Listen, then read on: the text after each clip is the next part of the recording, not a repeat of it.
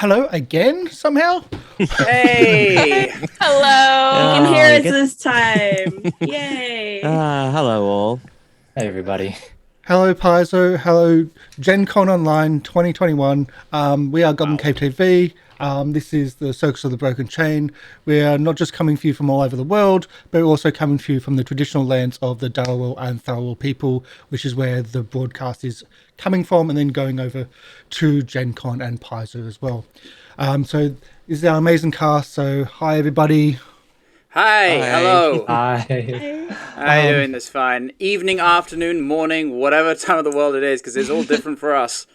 Mm-hmm. Yep, and you're the latest at the moment. Yes. We're a small little group. We're here to entertain, and we'll do our introductions. In the background, you'll be hearing the sounds of Sirenscape. They're not a sponsor for our channel, but we think they're amazing, and they add to the atmosphere, especially for the circus. So that's what you'll be hearing in the background.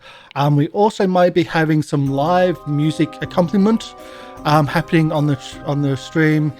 It may work, it may not work. I'm not going to promote it too much in case it fails, and then you just forget about it totally. Fingers crossed.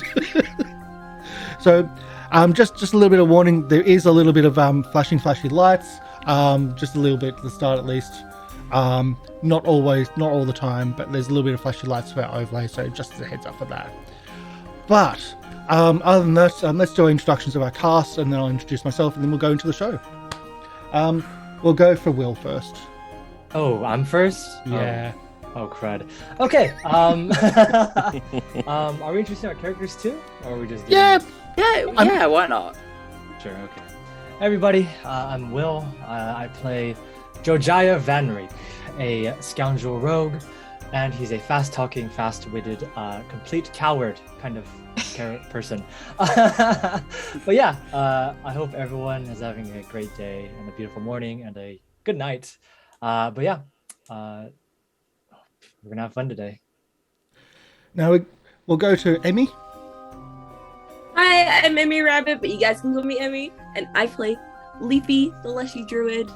I hang out with Blueberry, my lovely little bear companion, who's absolutely amazing, and I love them so much. I am a fortune teller at the circus. I read fortune telling runes, and I generally like just support everyone else and give foreboding warnings every now and then. Generally, because as the evil GM, I try to kill the characters. Yeah. Do you have a reading for today? I haven't done it yet. I forgot. Okay. We can do it at the end. We'll go through everyone. Lorian. Hi, I'm Lorian Ross, and I will be playing Azzy, the kobold elemental sorcerer with a bit of a sylph heritage going on there. The emotional support of the party. He is very much water and air themed, hence my sort of very tropical get-up. I'm very much dressing in character. This is as close to as cosplay as I can manage without a full kobold fursuit, I guess. And yeah, I'm super excited for this. This should be a really good fun, and thank you for letting us entertain you for tonight. Yep. Mr. Live Producer. Hello, I'm Mr. Live Producer. I will be playing your shooty, fire twirling, crazy person, Jake Blazing Fury, which is half the, what would you say, the emotional center of the group half the time? The dad of the group. Yes, I'm the dad of the group, including the best. The rest of us are children. Yeah. No. We've got someone older than the vengeful stepmom. I mean the party. Oh yeah, that's fair enough. The vengeful stepmom. Yeah. Hi everyone, I'm Del. I will be playing Lyrael the Liberated, your Elven Asmar escape artist and cleric of Callistria. So yeah, I mean, vengeful isn't totally incorrect, but if you're implying that these are my step kids, I love all of them.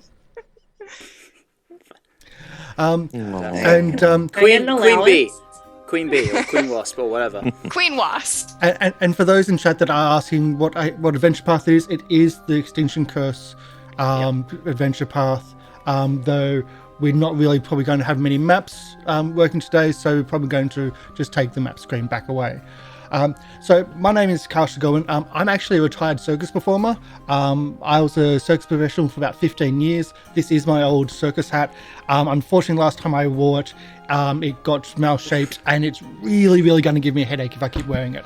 So I'm going to have to take that off. I'm sorry. It's really painful. What about the smaller one? The smaller one, I just don't think it works as well. It's not as good. It's not as high. I still think it's good. It's not as high, no. But that's my background. I'm the evil GM. I'm the ringmaster, and let's have some fun, shall we? Oh boy. Can I say today's rune? Yes, today's rune.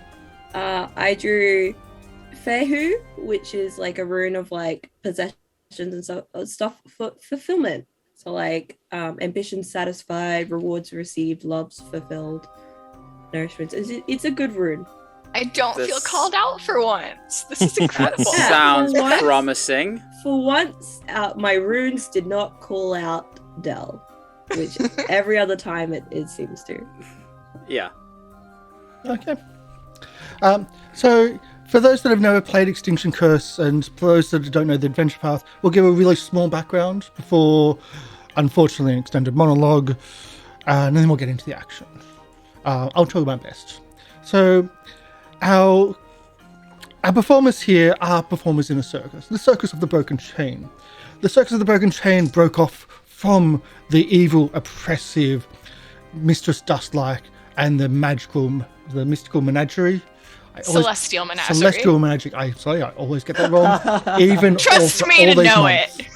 Celestial Menagerie, who was a very oppressive and evil ringmaster and taskmaster. So after a year of being essentially forming their own group, getting their own suppliers together, they've had a successful first show in the town of Abbotsford. Although that was marred with tragedy, with the death of their ringmaster. Recently, one of their own, Josiah Venrique, has stepped up to the mark of being a ringmaster, even being tattooed. But that's for another episode back on our own channel. And though there's been they helped out in like the goings on in Abbotsford. They had some run-ins, notably with some spies from Mistress Dustlight and the Celestial Menagerie, where they ended up having a fight on the street with a lion tamer, i.e. the lion was off and not tamed. I mean, but killed. She's not a lion tamer anymore. No, it's a bit hard when you kill her lion. You have to have a lion to be a lion tamer. Wasn't an accident. And we have a nice new throw rug, so that's good. But that is all in the past. And now the sharp tang of salt water permeates the air. The gulls that swoop and cry overhead. The city marks overhead marks the city's proximity to the sea.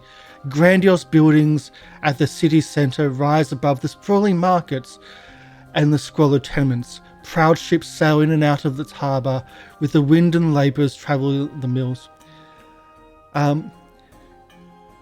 Your journey towards Escadar has been an eventful one. Circus performers, when they get bored, especially when they're weeks on the ship, tend to do things creatively. So the ships themselves have the main ship where the current performers are, have the netting set up for the tightrope walkers. Young 6-year-old May, the youngest of the tightrope walkers, has been challenging the sailors when they get drunk at night to tightrope walk in the mornings. And not a single one has made it.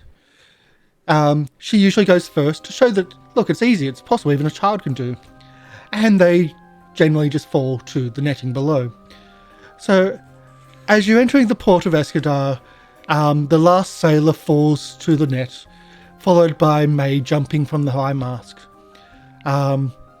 The draw and throwers pack up their ballistas which have been used to transport people between the ships while at sea, shooting them across the sea to each ship, that is. And you enter the port city of Escadar. Escadar, the hometown of the Celestial Menagerie. As you step onto the docks, the first stable will land within weeks, actually. The professor, the best friend and retired, the best friend of the former ringmaster, and he essentially runs the sideshow. He's retired as in his performance, but helps the players and helps the new runners of the circus on what to do. He explains, well, now in land, you got your first job, go to the bureaucracy, you need to get access to land, we need to start setting up.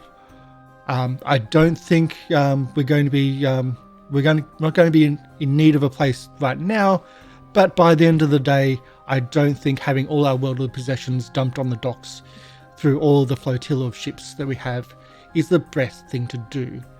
So head off into the city, you know where to go. Good luck. A few hours later,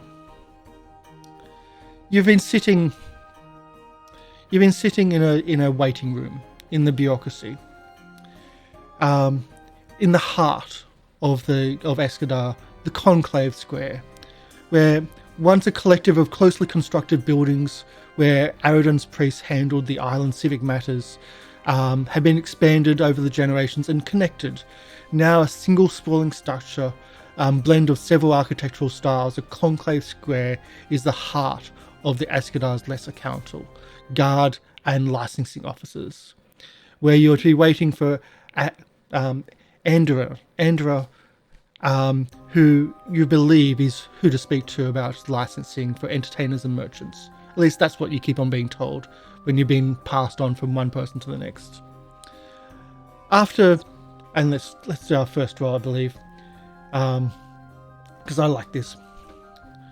After only 1 hour, because it could have been 6, after D6 hours, 1 hour in this case, of waiting to be spoken to and for an appointment to open up for you. A senior constable named Daricus comes and fetches you, says, my boss has now has made some time for you. I believe that you're waiting for some licensing. You're not with the local circus, are you? You're different people, aren't you?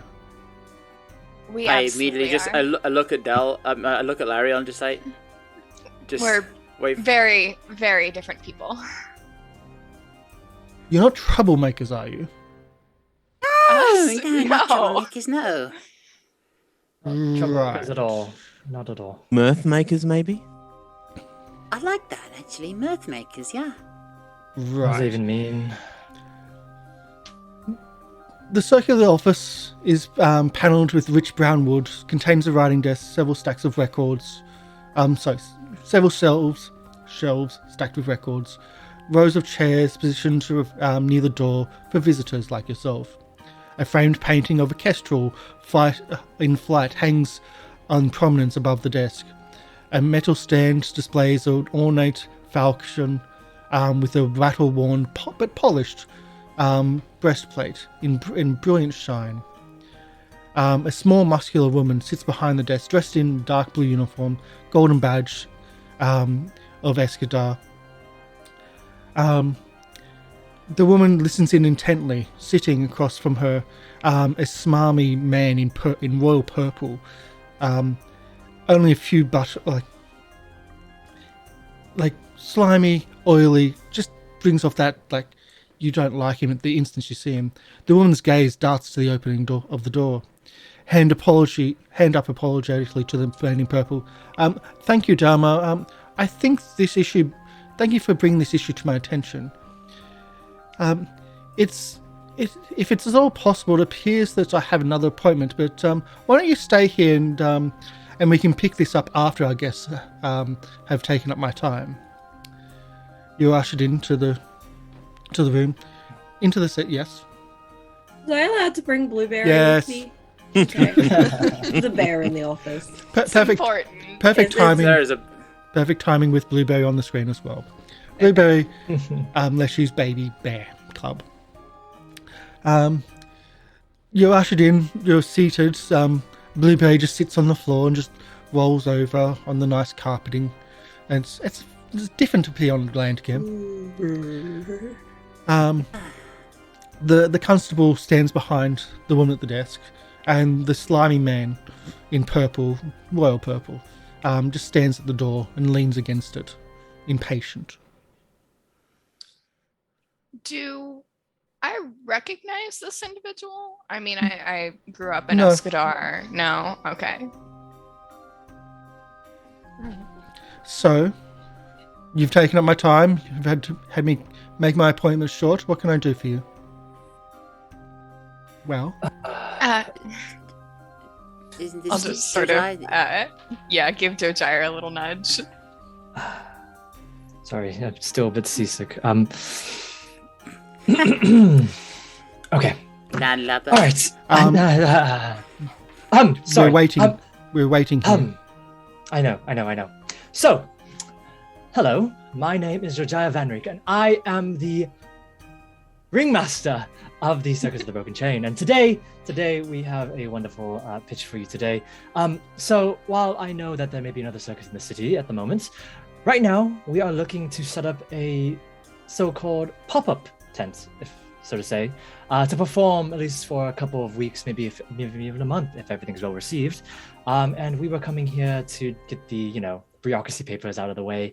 So just, a little bit of land, maybe a bit of permits, other things, a bit of manual labor. That'd be great for us too.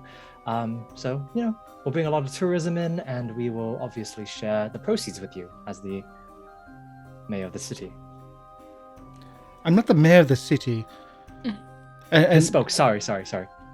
Delmar says, "Oh, are you the troublemakers from Abberton?" Troublemakers? No. Troublemakers?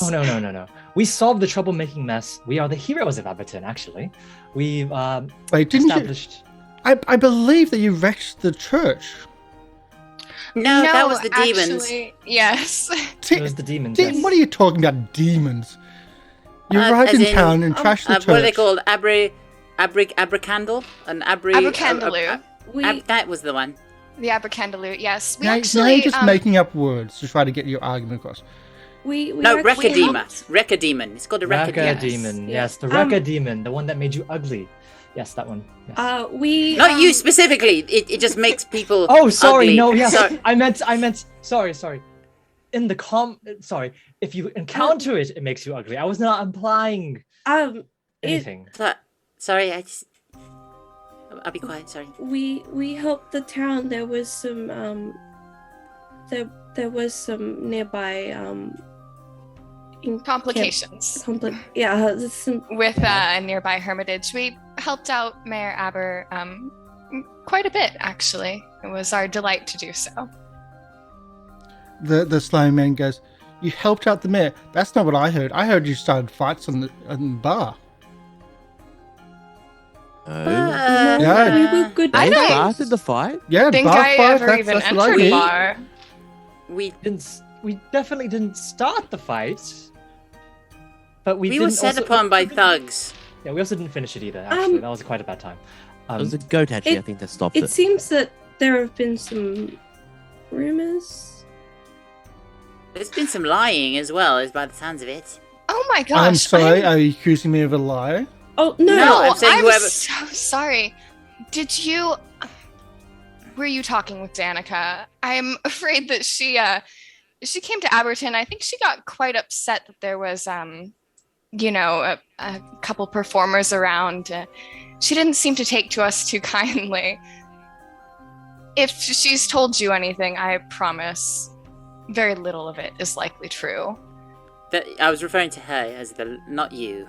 Whoever probably gave you this information probably lied, because none of that is true. Well, we are heroes. Just to add that in there. That's in some definitions of the term. I mean, regardless. Besides the point, we are here and we are ready to perform. Our performances. We've been working on a performance for a month at a time, and if you can give us the permits to the land and maybe some manual labor, of course, proper compensation will be given. If possible. Do your role. There's bits and pieces here and there going on about that. But the woman behind the desk says, what happened at Abberton? I haven't heard these stories. Oh, well. There are a lot of stories when you hear from the grapevine that are greatly exaggerated, but in our case, they were not. We saved the city of Abberton from an incursion of demons and possession and evil. They took very, over a very hermitage. bad smelling rats. That- It was quite. It's quite an epic, actually. Please, ma'am, we don't mean to cause any trouble. We just want to do a performance. But, and Derica says, we already have a circus. Having 2 circuses in here, and will just cause trouble. And from what I hear, they've already had it running with that circus more than one occasion. Our circus is quite different from the menagerie, I think it is. You see, well, the menagerie provides lovely acts of, animal taming and juggling and things of that sort, from what I've heard. We go for a little bit of a different approach. We like to do things a little more out of the box. We have some magic acts, escape artistry. We do a few of, the traditional things. Jake here is quite proficient with fire, but I think that you'll find that the overlap is quite minimal. And the man in purple was like, I hear something about a lion being killed and fighting in the streets, blood running red. Yeah.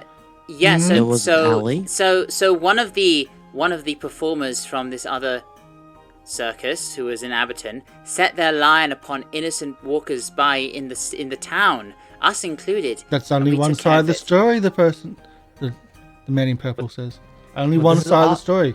Not what I hear. This is what our side. Well, that's their side. Yeah, it Obviously. seems like you already have one side, so we're giving you the second, aren't we?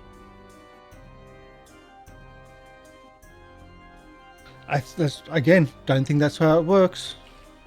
And what about weren't you a part of the broken chain, like the menagerie itself? You're renegades? No. I What it wasn't. was is that we were unhappy with the working conditions that they had, so we went off and made our own circus. Because, obviously you have not heard, they treat their workers very, very poorly, if anything. And we are Again, fighting allegations. It's not an allegation. We've lived it. But this has nothing to do with what we ask of you. We simply want some land.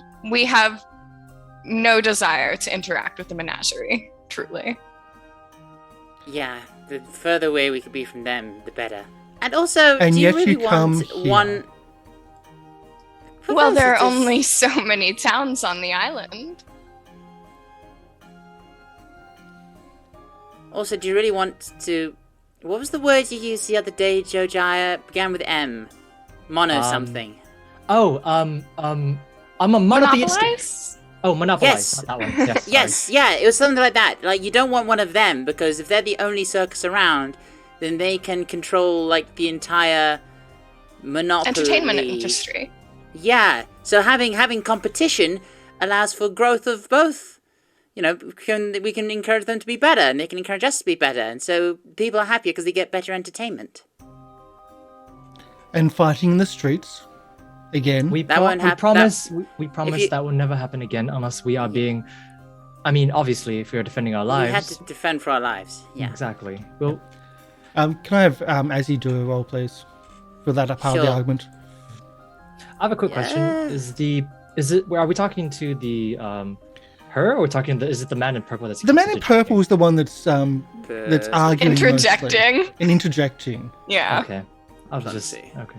I would She's like she's to- staying quiet and Yeah, I'd like to Okay. mention that every time the man in purple asks a question, I answer to the woman behind the desk.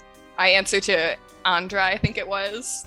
mm-hmm. Yep. It's like that situation where, like, that you hear about where like a couple will go to like a car sales place and they'll always answer the question towards the husband. The wife is like, "It's my car."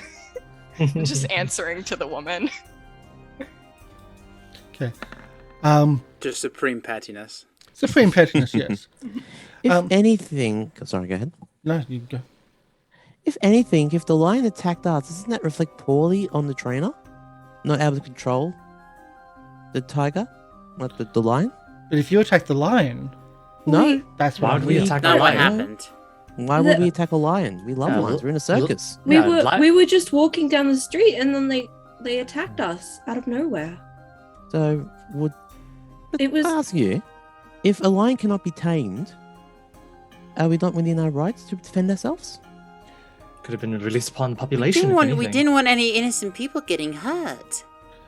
Andrea looks around the table, like, and yet you have a permit and a lead for that.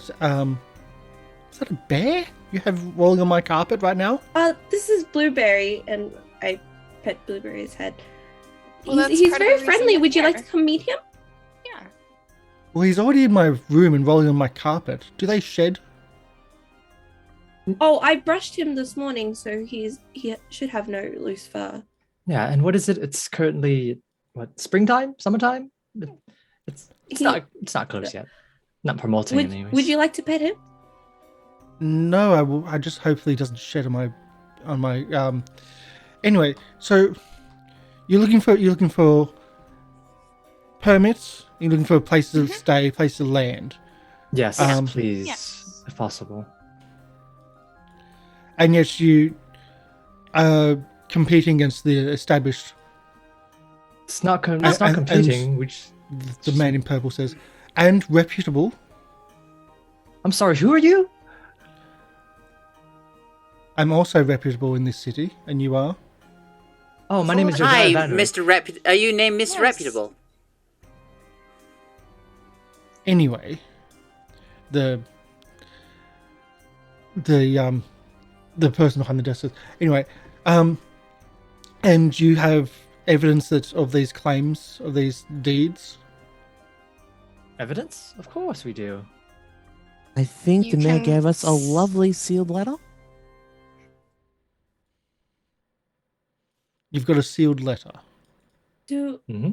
Do they have evidence about the claims against us? The man in purple doesn't say anything. It doesn't reply to that part. When you think, Right. like, if he had evidence, he would. And you know he would. Well, we're more than happy to take land far away from the Celestial Menagerie. Perhaps we can provide entertainment for those who would find the menagerie too far a walk to go to. Also, don't you get sick of seeing the same acts over and over again? Don't you want to try something new? Yes, and also the tickets will not cost an Exciting. arm and a leg. They only cost legs. That's a joke. When we don't Yeah, we don't. use We know. legs. We don't do that. But it's figure of speech, of course. She stands up from behind the desk again, apprehensive about having a bear rolling on a carpet or on a rug.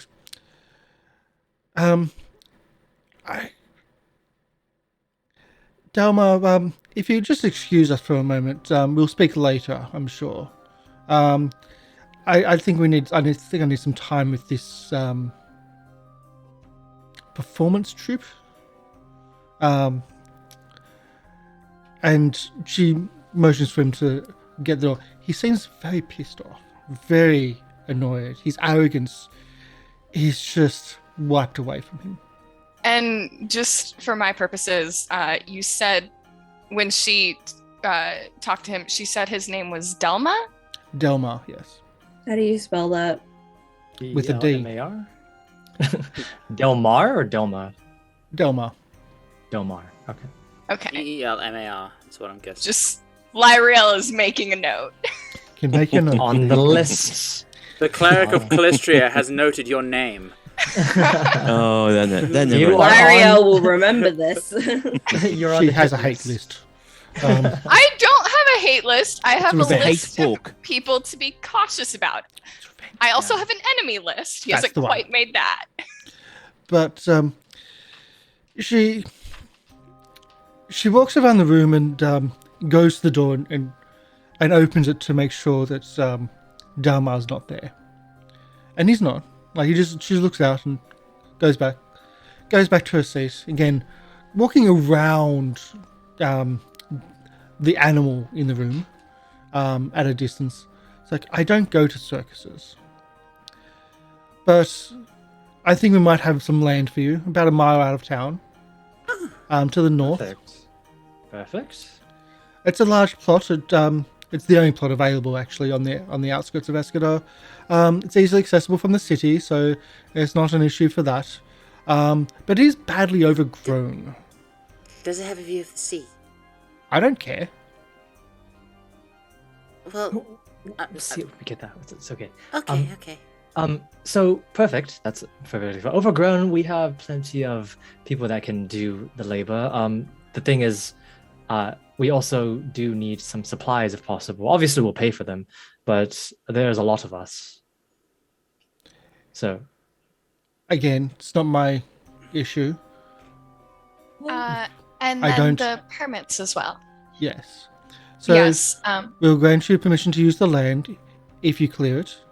And honestly, it means that I don't have to risk the lives of the guards to actually clearing the area. It's apparently quite a dangerous site. But we can use it as productive land after you've moved on. just a quick question. Define dangerous, like life-threatening, or just like there's poison ivy there or something. Is it like dangerous or? As in, not a me problem. You want land? You're making it our problem, so just a little bit of info might. You want help land? a lot. That's up to you. But you want the land cleared, so if you want us to clear the land, at least tell us. Yes. And on top of that, we do, as part of the permits, all shows, especially large shows like yourself, are required to pay taxes. So you have 7 days before your first tax is due of 20%. 20. I'm sorry. 20%. I always Is that a thought fixed tax? Is that a lot? Can I recall knowledge? You can do a society, yeah. Could I like swing to make it an Escadar lore? No, it's one roll only. So society, you don't know the law specifically, but 20% seems a lot. 20%. Do you have 20%? 7 days. 7 days of 20%. I see. Quick question: this 20%, is this including the fees and all the other things as well? Is this all inclusive 20%, or can we like opt out of the the food and supplies? Well, this has got nothing to do with food and supplies. I don't deal with that. This is permits Permits. 20%. on each performance. You have 7 days before your first one is due. So I and would this- suggest you get along with clearing the land. And this gives us the permission to perform and to advertise. Yes. Well, I don't know about advertising. What are you talking about advertising? Well, Gonna mention would it be better for us and better for you to get you more percentage, get you more funds if we can get that 20% to also cover advertisements and animal usage? Yeah, Do you think- permission for In public and in private flyers, spaces? things like that. Do you think I'm here just to raise money for the city? Yes. No, but it's certainly beneficial for the city, is it not?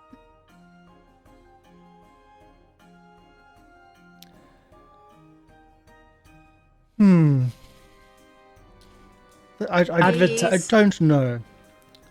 Advertisements in the city would include busking, just a little bit of a noise around the city. We'll make sure to stay in the plaza, not near any of the residential areas. And the main important thing is that we want to give out flyers if possible. So we do have a supply of paper and ink, but then the flyers may cause a bit of a, so to say, trash problem, if anything. So if that is all right with you for the permits as well, that should be okay. I think with the land and the permissions, we should be good to go, if anything else. You think you should be good to go. Okay, sure. It's not up to you. That's the difference. That's why there's bureaucracy. It's up to the city. I'm sorry. Well, we can certainly show you one of the flyers so you can make sure that there's nothing too terrible on it, and I'll pull one out and show her. There are no crude words written on it or anything. It's just a flyer. And what's the flyer say? What does the flyer describe it for me? I imagine that it says something like the Circus of the Broken Chain at the top with a nice piece of art of just a colorful circus tent with a chain on either side where the middle links seem to have been broken. I think Jake is our central figure for this flyer with swaths of fire from his fire poi, while Azzy is in the background, sort of twirling water very near to the fire. Just one that shows off some of our favorite performers. Interesting. Well, can I get a persuasion, please? Oh God.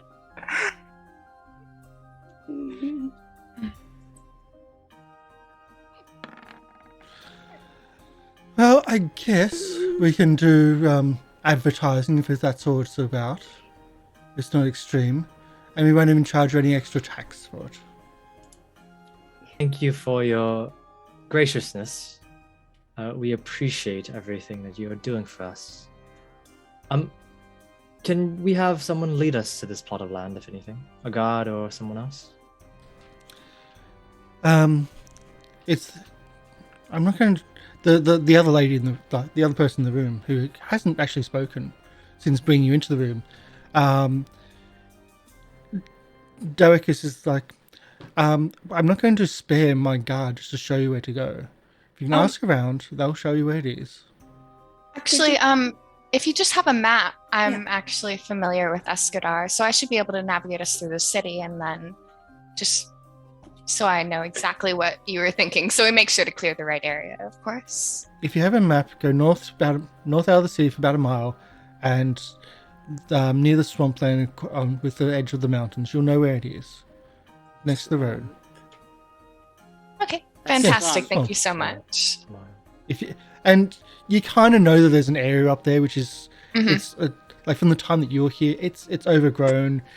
You wouldn't think that would be where you put a circus, but it's clear, kind of. It's Have I heard anything about dangerous stuff going on up there? No.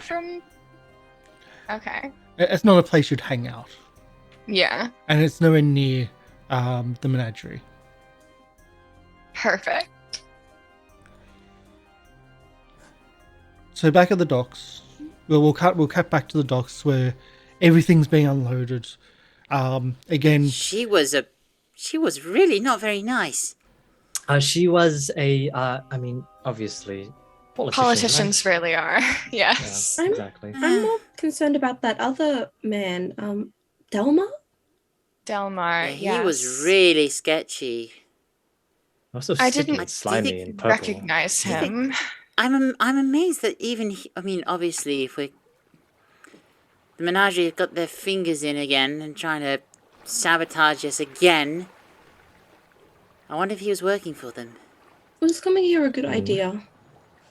Obviously, Dusklight probably has her paws in his pockets, if you know what I mean.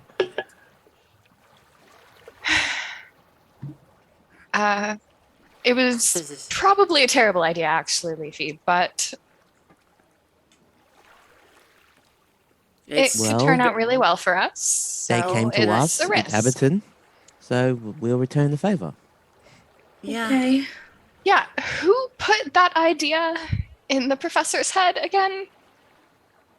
I Not think it it. was you, wasn't it? It was certainly not me.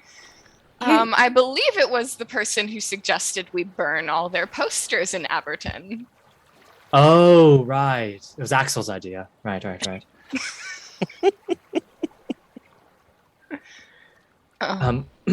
Well, let's unload everything and hurry up and get some wagons if possible. We need to hurry up and do it before dusk sets in, and obviously for dustlight. Oh, she probably has a window that we're already here. So let's hurry up and move. absolutely. Yeah, let's make a move. Quickly. Yep. Okay. So as you first see the area, it's bad. Oh. It's quite bad. The plot is a bramble-filled valley. A bramble-filled valley along dirt roads about a mile north of Escadar. The mouth of the valley is flat, which is good, perfect. It's screened by several old-growth trees, while there's thorns everywhere. You can see large stones and boulders, which you think you can work around. The cliff faces means that you're sheltered from the wind, at least from some point. There is a stream that goes past, but that goes into a nearby swamp. It's not really great. Can I see the sea from here? No. Ah, fish guts. I want to say I'm not positive. I haven't looked at the map in a while, but I think Escadar is on the south side of the island. So south would be the water. North, we're kind of headed directly away from it, if I remember correctly. Is the stream at least clear water?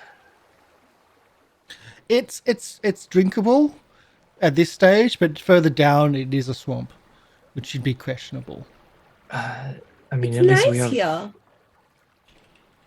I mean, it's actually quite a bit nicer than Aberton, if I'm honest. Brambles aside. Oh, and there's far more to do in the city. Escadar. Yeah. Escadar. Right. You're from here, Lario. Forgot about that. Lived here all my life before I left the menagerie. Cities make me nervous. It's all right. I can steer you away from the Yeah. seedier Okay. areas. Thank Oh, you. can you Yeah. lead me to those places, actually? I absolutely can. Yes. All right, perfect. Aw. You don't have to be that as you. It's just to, No, it's just... to do things of seedy nature. That's it. Dojara just Right. knows that those are the best places to catch a drink. Okay. Catch a coin. Usually something. without getting beat up. That was, I Okay. think, an Aberton specialty.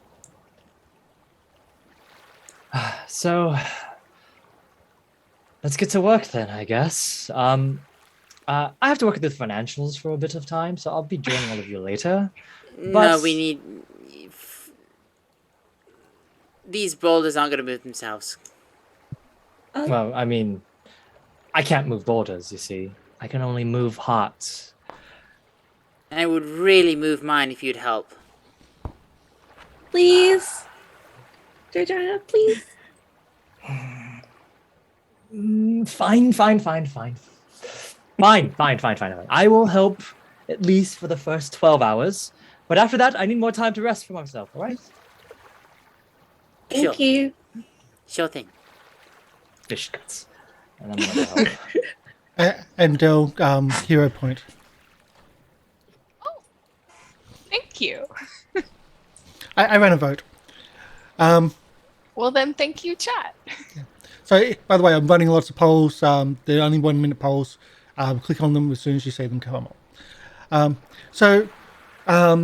The place again is bad. The first whole day is unpacking the ships, and then the next day is pretty much getting it to the clearing, and or at least the small amount of clearing you can then dump everything before fully clearing everything up.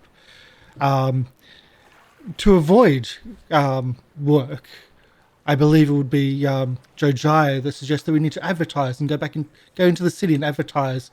We need to advertise. Marketing is key. Location. But it's mainly to avoid having to do hard work and hard labor. Well, I mean, I can quickly lead us to the town square. Perfect.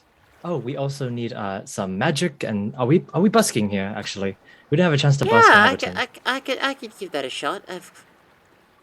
Perfect. We should probably bring a couple of sideshow performers if they're not busy. And Leafy, you could do some tarot readings. Oh, yeah. Yeah. I haven't Reading those done much in fortunes. tarot. I predict that you are going to go and see the Circus of the Broken Chain this weekend.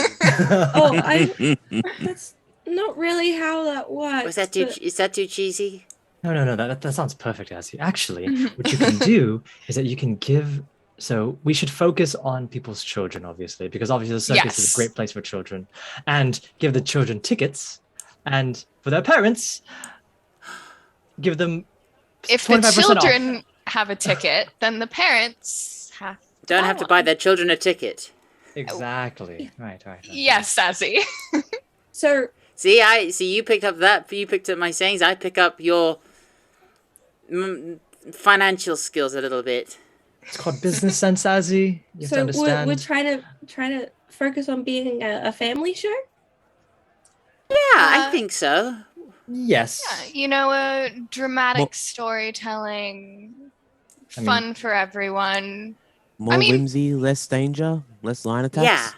Yeah. Exactly. And definitely not like our last show, which let's not bring that up. Yeah. Well, Well, kids love blueberries, so we definitely have a cute factor. I think kids like our show. Yes. So let's bring some flyers. Let's bring some people. Let's bring some supplies, and I need to negotiate for those things. Actually, supplies. Do we have funding for marketing at all? Funding. We do, somewhat. But what were you thinking, Azzy, of doing? I don't know. Just if you can like go up to taverns and like say to the barkeeper, "Hey, could you put this poster up and we'll pay you for it," or something. Oh, right. Yes. Perfect. We can do that. We can also buy rounds of drinks as well if everyone is interested, but that'd be later in the night, I think. Yeah, just money talks. Yeah, money I does. don't think many families will be at bars.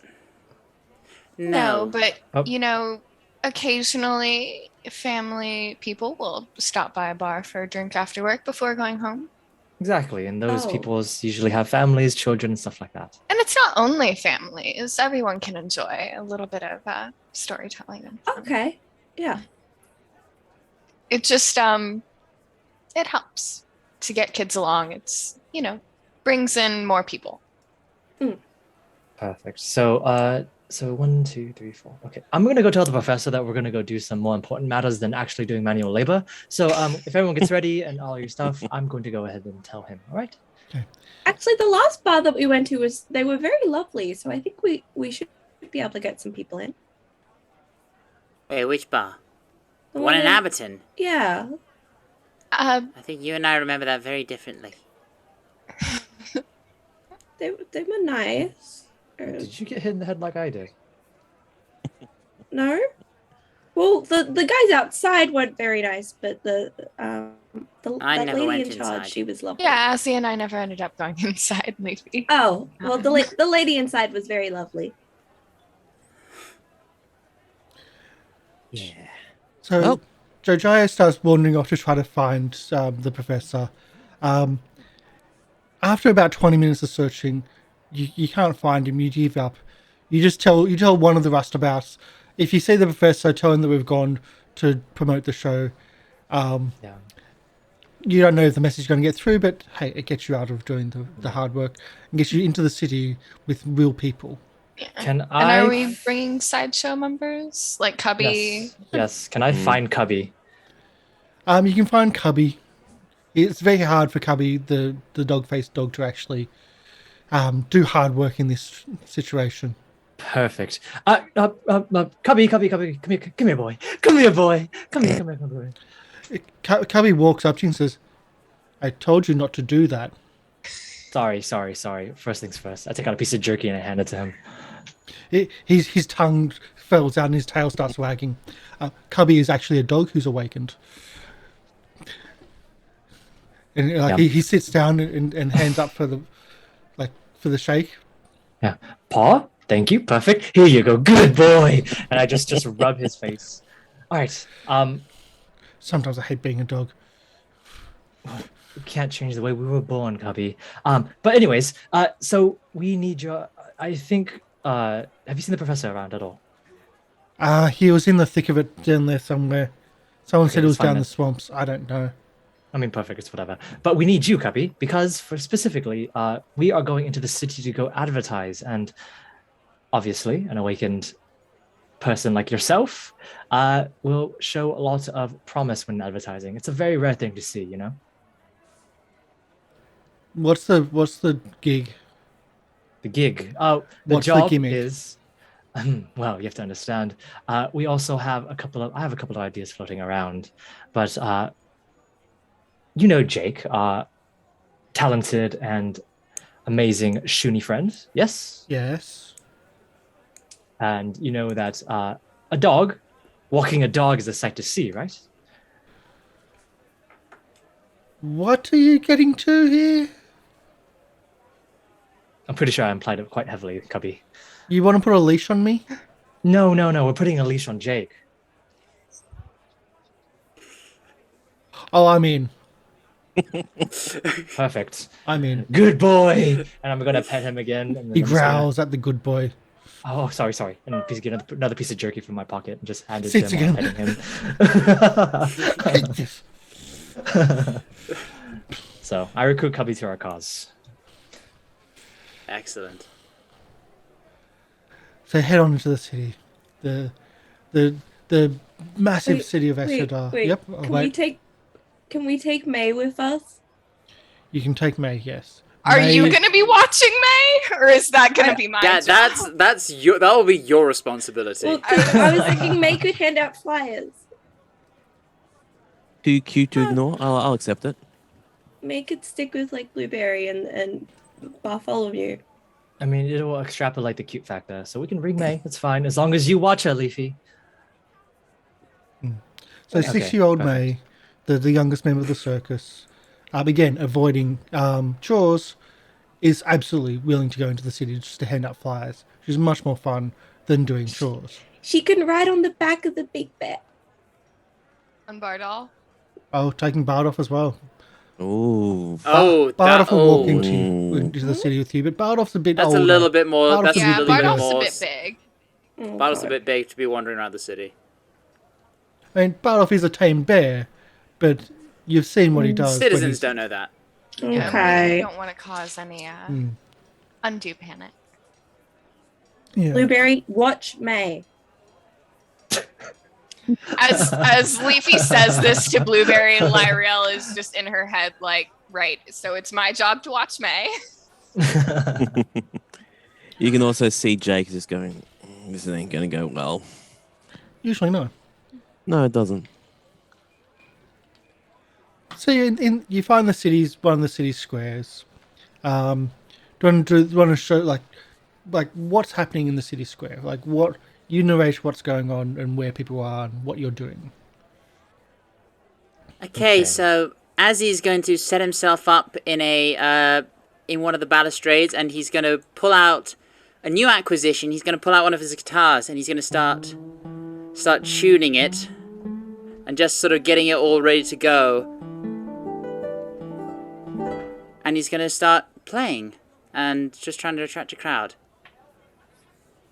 Perfect. As he's doing that, in the plaza, is there a lot of people in the plaza, or is it people just kind It's of a going in busy and out? city, so it's a market plaza. Yes. All right, perfect. As he's setting up, I need to go do some talking. I'll be back to hand out flyers in a bit, but we do need supplies and stuff like that. Just refills and everything that we've gone through doing our boat ship. Stay in the plaza. I'm talking to you, and Me? you. Yes, you, Azzy, Leafy, May, Blueberry. Yeah, I'm staying here. Don't worry. Okay. I love how Lyriel and Jake are allowed to leave. Yeah. All right. Just stay in the plaza so we can see you, and hopefully everything will be okay. I need to go do a couple of bureaucracy things. Better than shoveling dirt. All right. What, if anything, Lariel, what are you going to be doing? Watching out. And, I thought I could do a couple fun things with flyers. People will find them. Perfect. Jake, are you taking out your fire point today or no? I didn't think we actually got the permit for outside fire, so I will just do some tropes, as it were. All We this permit don't- stuff is confusing. It's very confusing. Just say yes to everything and it goes through. It's fine. The always thing is that money talks. Just pay off anyone that comes your way, unless you looks like you can beat them in a fight. Right? Wait. So if someone comes to bother That doesn't us, sound like good advice. It is not good advice, but it is advice nonetheless. Just be careful, don't cause trouble. If anything happens, find me or Jake. Or Joe Jire, he's back. Yeah, what she said, exactly. So, I am going to go off and go negotiate with the stack of flyers, of course. The first things first, I'm going to see if there's any bars. I'm going to ask around to see if there's any bars that are mostly frequented in Escadar. The most frequented one, at least. I can tell you that. Yes. That's easily pointed out by one of your compatriots. Yeah. Okay. Yeah. I make sure by asking other people too. I'm hurt that you don't trust me. But no, it makes sense because when you ask other people, you can hear the flyers. Exactly. Right. You do find the largest of the taverns in the city, most popular tavern if need be. Okay. I'm just gonna go over there and see if I can find. Just kind of go to the tavern. Just kind of go inside each tavern. We don't have to play it out. I'll go inside each tavern. Just kind of talk to the tavern owners and just kind of say, "Hello, my name is Josiah Van Wyck. We are with the Circus, the Broken Chain, and today I have a special offer, and it is going to be something that's going to be quite profitable for you and I." Mostly me. What are you selling? I thought we're the barkeep, but we need to sell. Not selling, sorry. It's bad choice of words. If anything, I kind of look around the bar if there's any bounty boards or any boards, bulletin boards, anything like that. There's not really any bulletin boards. You do see a flyer for the Celestial Menagerie. Perfect. I look over at the Celestial. Oh, I see that you have some flyers up on the walls already for a circus. So let me just say this. The Celestial Menagerie is a fine circus to be in this city. I know they've been here for a while, and they are, well, let's be frank, they are quite, at this moment, on a downward spiral. So, our circus, our wonderful circus, the Circus of the Broken Chain, is here to fill in the gap of interest, entertainment, and excitement in the city of Escadar. Although, I'm sorry if you have any emotional attachment to the Celestial Menagerie, of course. Did not mean to talk about it. But I am a veteran from the circus itself, of the Menagerie. And right now, at the moment, they are kind of in When you say that you're a veteran of the Menagerie, he spits. Veteran of the Menagerie, but I have left for many personal and business reasons. What are you getting to? Yeah, can I just give you a gold to put up my flyers? I can't. Can't? I can't. Why? Because if we do, they'll probably burn this place down. I'm sorry. Don't you know who they are? Celestial Menagerie, they are a one and down circus that is very, very evil. Not evil, sorry. Bad choice of words. They are downright garbage. Yeah, and they'll burn us down. Burn you down how? We'll have an accident. Don't you know what happened to the last tavern that did stuff like this? Took down their flyer? No, we're not taking it down. We're just putting it under the flyer. Same thing. It's not the same. The flyer still stays above. It's just that our flyer's on top of it. Oh, so we only leave half our tavern. I can't advertise your group. They're not nice people. You said yourself you used to be part of them. They're not nice people. We can't do that. They are not nice, yes. All right, so let me... Can't afford any accidents. I've got it then. How about this instead? We won't put any flies up in your tavern. However, and I just kind of flick the gold to him. If there's anyone that wants to come to the Circus of the Broken Chain, just let them know that the new circus in town is looking for an audience. And if you refer them, of course, you will get a portion of the profits, an easy 5% for every commission that you give us. Just tell them, what is your name? Sorry again. My name is Joseph, but he just Joseph. He pushes the coin. He pushes the coin back to you. I can't. Joseph. My name is Josiah Fenric. I can't risk it. I have family. As fellow members of the Joe names, you have to understand that you and I are connected by fate. And I will say this. If not anyone in your tavern, with you and your family, of course, come to see our show. I can probably come to see his show, but I can't advertise. I can't push it on anyone. If they find out, then don't advertise in your tavern. Tell your friends, tell everyone else that you know that you can trust that was looking for something to look at, just to take your mind off the stressful things. Yes. Look, I'll come along, but I just can't. Of course, no. I'm not pushing you to advertise at all. All I'm saying is just be free. All right? It was nice talking to you, Joseph. I hope to see you there. And I'm going to swip around and leave. Okay. With a flourish, I'm sure. Yes, of course. Who are we going to go to next? Anybody? Well, I would say that Jake would be, after talking with Cubby, and Cubby says, well, Cubby would be trying to convince Jake to put on the lead.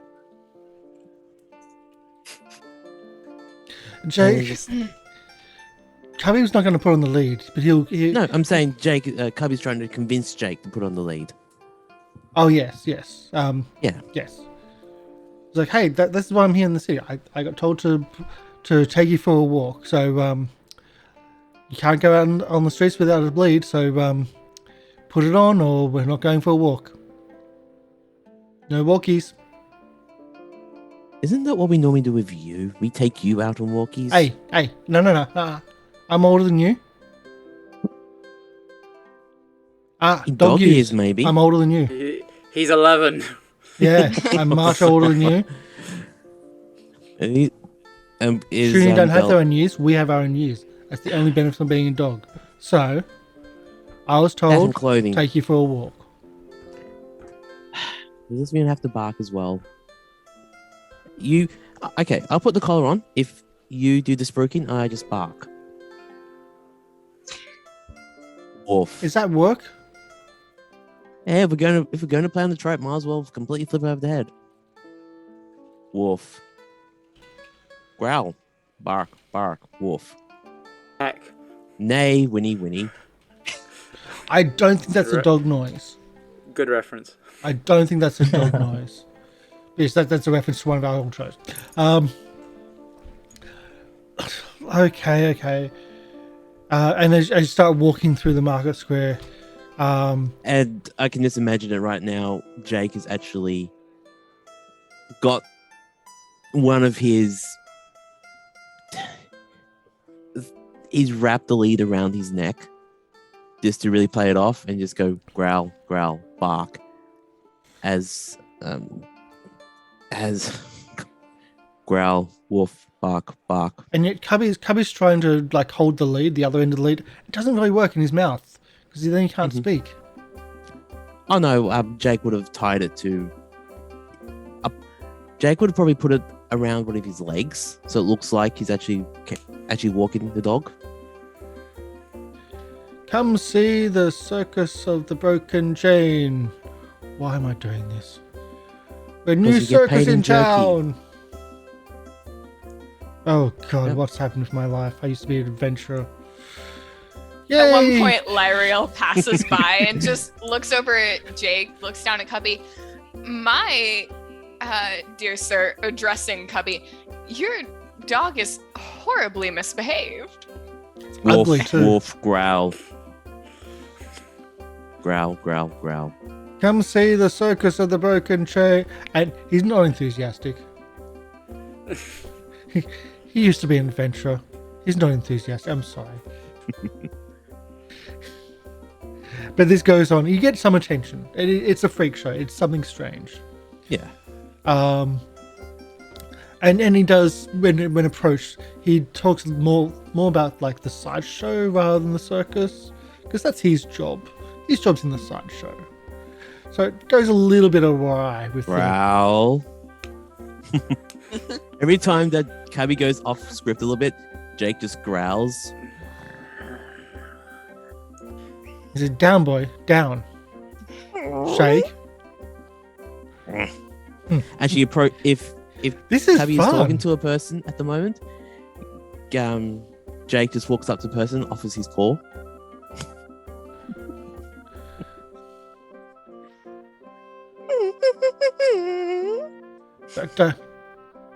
Like, Cabby's like, don't encourage him. He just wants more pets. Like, he wants his tummy rubbed. Don't do it. Don't do it. Don't do it. And young children come over and they start playing. They get into it. It's a different little promotion. And yes, he does promote the circus, but he's just not into it. He's in part of the sideshow. And at this point, does L'Oreal or does Leafy come by next? I think we can go by L'Oreal. Yep. Yeah, so Lyriel starts out by sort of kneeling down to May's height and pointing out like a square area within like the brick pattern of the town square. May, I need you to make sure that you stay in this area, all right? Like, you don't have to stand on the same spot, but just like you see that sort of square that you can kind of make out in the bricks. Just stay there, okay? But all the pretties, all the shops, they got necklaces. I know, May. I know. But I want to make sure that we know where you are. But necklaces don't hurt as much as earrings. So now what necklaces? They don't, but remember how we talked about for jewelry, you need to be a big girl and big girls have to do work? And I don't want to do work. Yes. Mm-hmm. So I need you to stay inside this square, okay? If you stay inside the square, you can hang out with Blueberry. Yeah. Okay, but you sound like my sisters. So Blueberry's there with them. Blueberry actually has like a sign draped over the sides advertising the circus. So he is a walking billboard. And May gets up on top of on top of Blueberry, not sitting down but just standing up. Because it's a moving tightrope. For her, it's no problem with the balance side of things. And then after Lyriel has made sure that May will stay in this area, thinks that Leafy can keep an eye out, and keep in mind that Lyriel will be checking back in very often, because this child has made her panic more times than I can even count. Lyriel will go off, and she's got some folded flyers, and she's got some flyers that have tickets folded in. She's got them, in separate pockets to keep track of them. And she's going to start like reverse pickpocketing, just slipping by people, passing the flyers into their pockets, particularly with kids. She will pass the flyers with tickets into their pockets, and is also keeping an eye out for anyone that looks a little bit down. As you go about your business, and you're a skilled enough pickpocket, this is what you should do for a living. Actually, probably in this very square itself. Yep. So I'm also keeping an eye out for people like me. Yeah, it's different. It's different to do the reverse and actually put the items in, especially tickets. And I'm sure Jojaya wouldn't approve of giving tickets away. Just the children. Just the children's fine. Just to children. Because of course the parents have to pay. Full price. Yeah. They know what they're doing. So you do see from time to time someone goes to pay and they pull out this surprise, the actual flyer, or you see the children running around. It's like, oh, did you get a ticket? Did you get a ticket? Oh, I got a ticket. Look. And they're checking their pockets, and you're getting some excitement from that. You're getting some anticipation from that. You see in one of the alleyways though, a place which you don't usually see, but this is somewhere where you would know familiar. This is somewhere where you would have again used yourself to scout out the area, scout out a mark, a rich fat whale to pick their pocket. And you see a group of 3 or 4 children, very much down and out, just they're not hiding very well, but again, this is not a location you would even notice unless you know what you're looking for.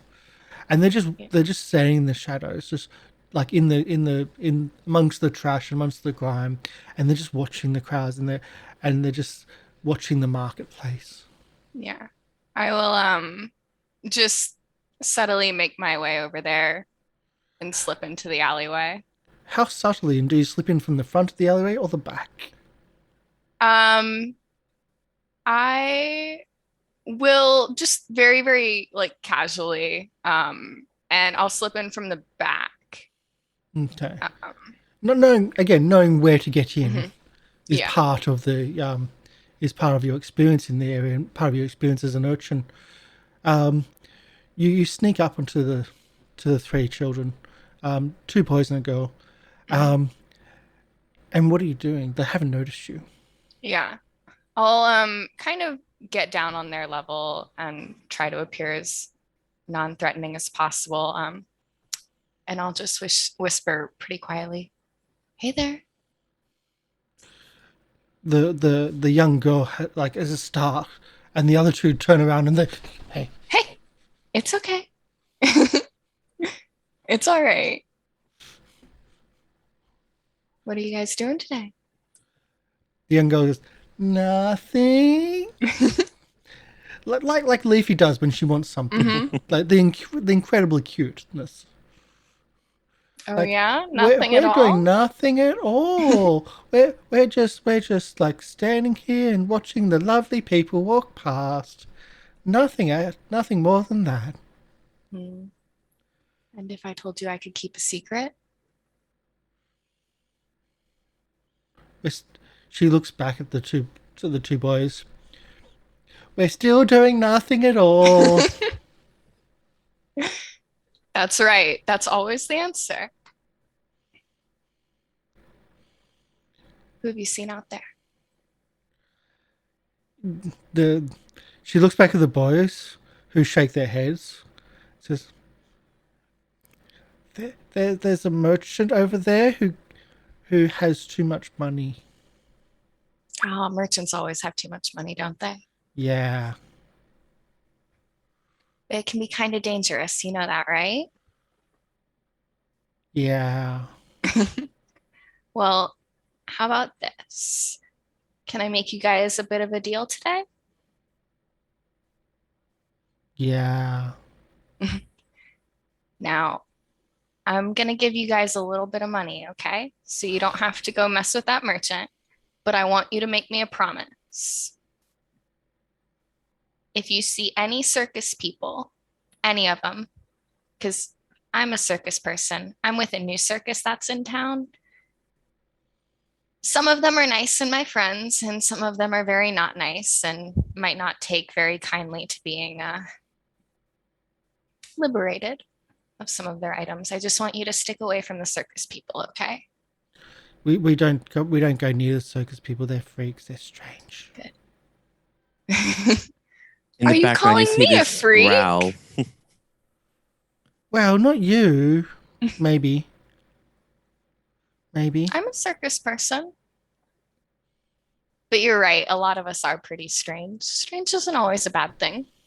No, strange isn't bad, just scary. And scary can be bad, but maybe I don't know. Money? Yeah. Okay. And I take out 10 silver from my little pouch. The boys look like we have friends. I want you. Yeah, so good. Tell your friends to stay away from them too. Especially you see the little blue gentleman over there who's playing music. And the Yeah. little green lady who's sitting down over there. And you see those two dogs? Why is that dog walking Especially a dog? Well, because that's the kind of things that you can see at our circus. It's kind of weird, right? Kind of interesting. Freak. Isn't that right? Cool. Cool. Okay. Cool. Yeah. All right. So make this last. I've been in your shoes. I know that you can make it last. And then if you're up for a little bit of a walk, in a little while, there's going to be a show put on by us. We're the Circus of the Broken Chain. We're the nice ones. And I'd really like to see you guys in the audience if you wanted to come. You got tickets? I have some tickets. You said you had some friends? Yeah. How many friends you got? You see her start counting.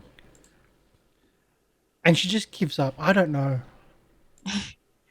All right. Well, I'll tell you what. I'll give you a couple tickets. Well, more than a couple. I'll give you some tickets. And if you see me sometime later on and you need more because you don't have enough for your friends, you just tell me, okay?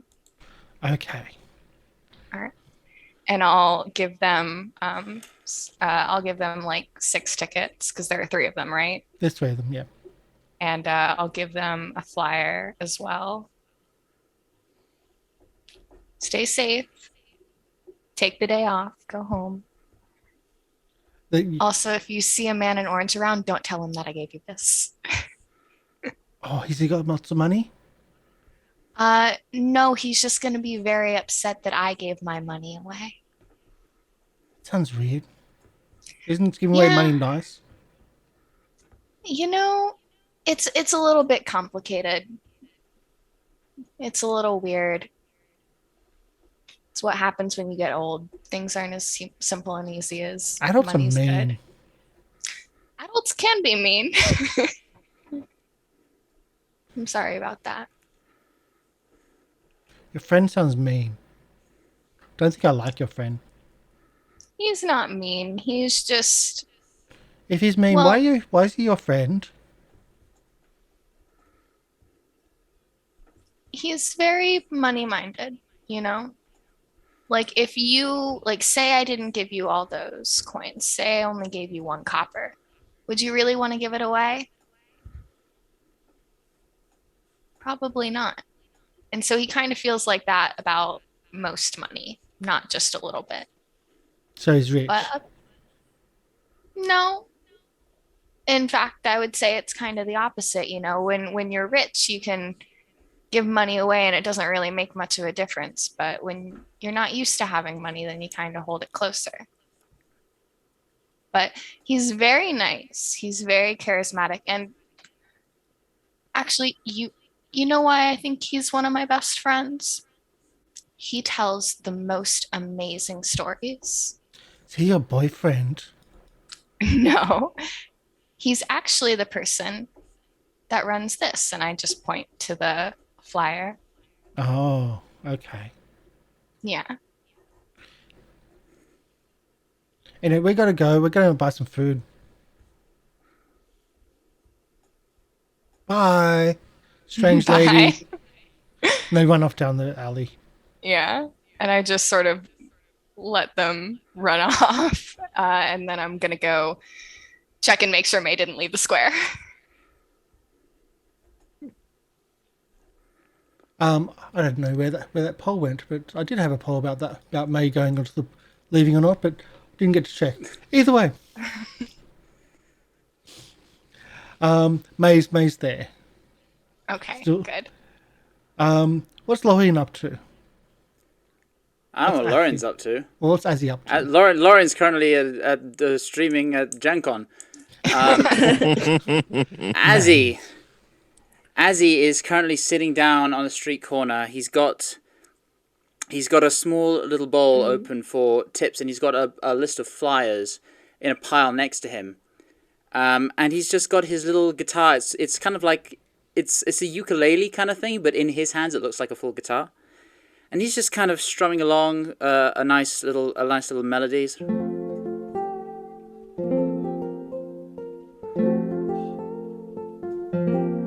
And as he does so, as he plays, little motes of water just start floating around him in little patterns, and they form little musical notes that drift in and around.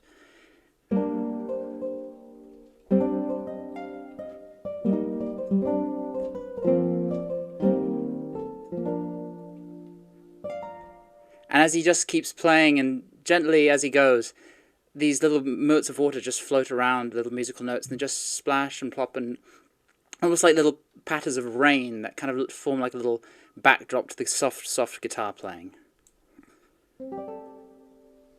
And that's kind of what he's doing, and he's just letting the music just drift out over the street, over the plaza, in and amongst the din of the crowd, and just letting people come by and listen. Maybe the music catches their attention, and they turn, and to see the water floating around magically, drifting around, catches their attention, which you would probably recognize. This is how you guys found him. When you first encountered him, he was using this very technique to try and get people to come and buy his fish. And so now he's repurposing that same attention-grabbing technique to advertise the circus. And I think is there anyone else we missed? I think we missed. Me? Yeah. Yeah. So Leafy would be off near like another corner. She would have like set up she would put a cloth down, and she would be doing some fortune telling for some of the passerbys.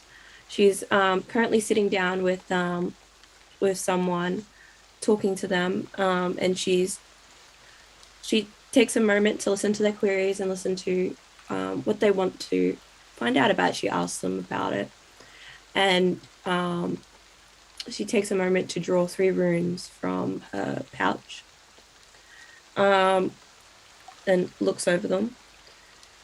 It looks like you've spent a lot of time in lots of different places, like expecting a lot from all around, kind of all over the place, and this has caused something unexpected to happen recently. Some kind of disruption, and now there's a block in your life. I think if you have patience and persevere through this block, then you'll find the answers that you seek. You just have to be patient and focus on it, and instead of diverting your attention elsewhere. Thank you for that. I didn't really think of things like that. It's just, thank you so much. That gives me a lot to think on. A lot of So thank you so much. So glad that you could help. So we have flyers. I'm actually from the Circus of the Broken Chain. We're going to be performing soon. Oh really? I didn't know we had another circus in town. Oh, we're new to town, so. Oh, you're new to town? You're not the other circus? I've been to the other circus several times. It's very good. Have you seen them? They're really good. Yes, but we're doing something different. We're focused on different areas, so I'm sure seeing the same thing over and over again might get a little boring. I know they do change their acts. they change their acts, they change the animals, they do change, like they're quite they're quite entertaining. Please. Oh, you really want me to go, don't you? Yes. Okay, I'll try. When are you having your show? Oh, soon, in a couple of nights' time. Okay. I'll see if I can make it. I'll check into it. Oh, thank you. Oh, I'll give you an extra flyer so you could tell your friends. Please. Well, I don't really have any friends, and that's why I came here to find out what was going Oh. on. But maybe I can make friends. I'm sure you can if you have patience. Patience and Yes. reflecting on my life. Thank you. Yes. You can do it. I believe in you. And Please come to our circus. again, begging for an audience, in lots of different ways around the circus. She's got her shameless request. Yes. She's She's got a shameless lushy. requests. She's got all the myriad of feats. If you want to spam them into chat, I know what you've got. They are insane. your shameless innocence and whatnot. And yes, Hang on. I don't have this. you don't have the sheet open. Yes, I know.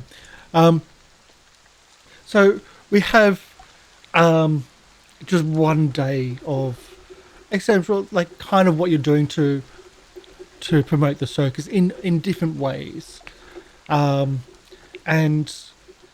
we're not going to go through every single day of the circus. Not going to go every single day through essentially the promotion of the circus or even the clearing of the land. You get back to like later in the week. Later in the week, you get back to the clearing, which is actually getting on. It's actually almost finished. Later in the week, and the tent's actually starting to form, and everything's starting to be put up.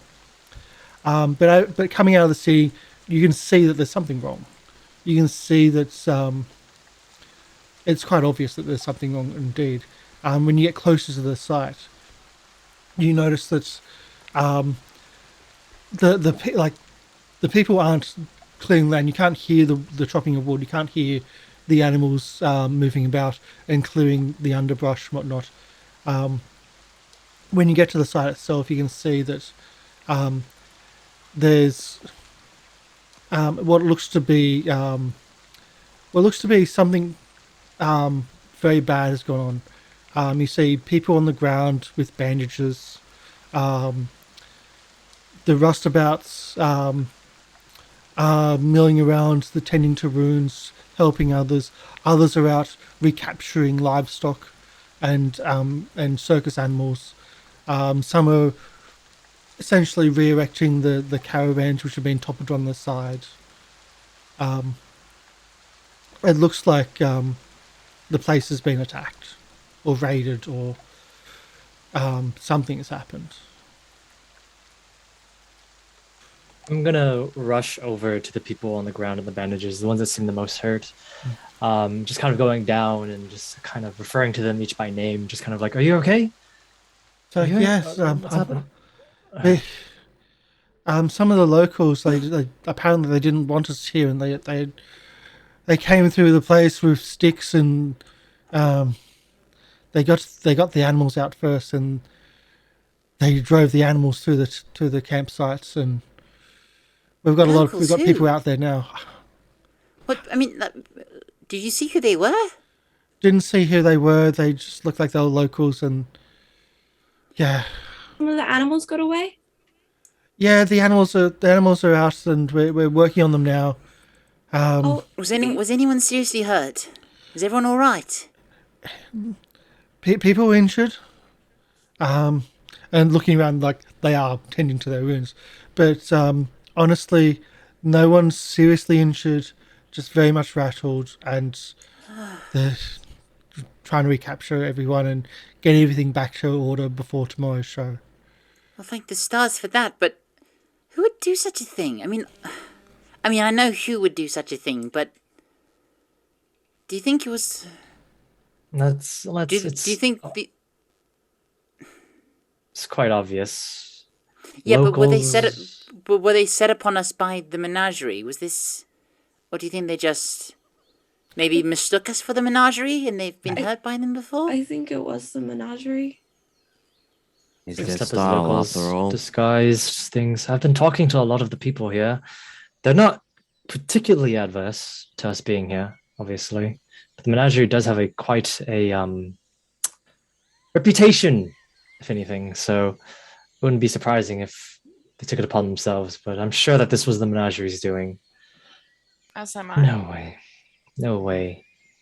When's the performance again? Is it tonight or tomorrow night? Tomorrow. night. A couple days, yeah. No one is seriously hurt, but is there anyone that kind of asking some of the rest about? Is there anyone that was hurt enough to not perform? I think we're all just a bit shaken. I think we're okay, but just shaken. Okay. The performers, a lot of them are out trying to. A lot of them avoided it, and they're out trying to recapture some of the animals. The snakes got out. That could be an issue. Bardolph's wagon got hit, but it didn't. It got hit by one of the elephants, but Bardolph is okay. And elephants? So did you say elephants? Yeah, we've got elephants. Oh, we are elephants. Yeah. Yeah. Yeah, elephants. Okay. We have Elephants, lots of animals. camels, horses, Okay. bullocks. Yeah. I'm gonna go help collect up the animals. It's going to take some time, but as you start going out, the place is now cleared. The tent is mostly up, mostly finished and being up. And you see, as you start going into the clearing around to the outskirts of where the wagons are being placed, you can see a lot of people just scouring, essentially rounding up all the animals into the bush. You can see people heading down towards the swamps. The snake tamer is the most concerned about refinding all her snakes. Eliza. Eliza, yes. Because you know that some of her snakes are not the most safe to be out and about. Which is why she's not allowed to have them out and about. So, but that's where we'll end for our break. We'll we'll end and have a break, and then we'll come back to have the ramifications of that. Okay. Whoever did this, I'll have their guts for bait. Assy. Sorry. No, I absolutely adore the look of vengeance on you, dear. I don't. It's like, oh, my little kobold's growing up. Just saying, it's a tenor phrase. Just don't worry. I know, Assy. I know that you wouldn't do anything. I would. I know you would. Yeah, I would. Nazi could help and watch if he wants. But... So, hope everyone's enjoying the show so far. We are going to take about a 10-minute break. We do this in the middle of our show anyway. This is just a normal thing. We'll be back in about 10 minutes. I'll see if I can get a music happening. That's what I'm trying to search right now. And we'll continue for the second part of the show. Enjoy yourself. Take a break. Get a drink. Come back and sit down for the second half. And we've got more shows after us as well. We're not the only shows today. We've got another show after us. So please stick around. We've got a lot more entertainment to go tonight. So See you in 10. See you in 10 minutes. Yep. See you in 10.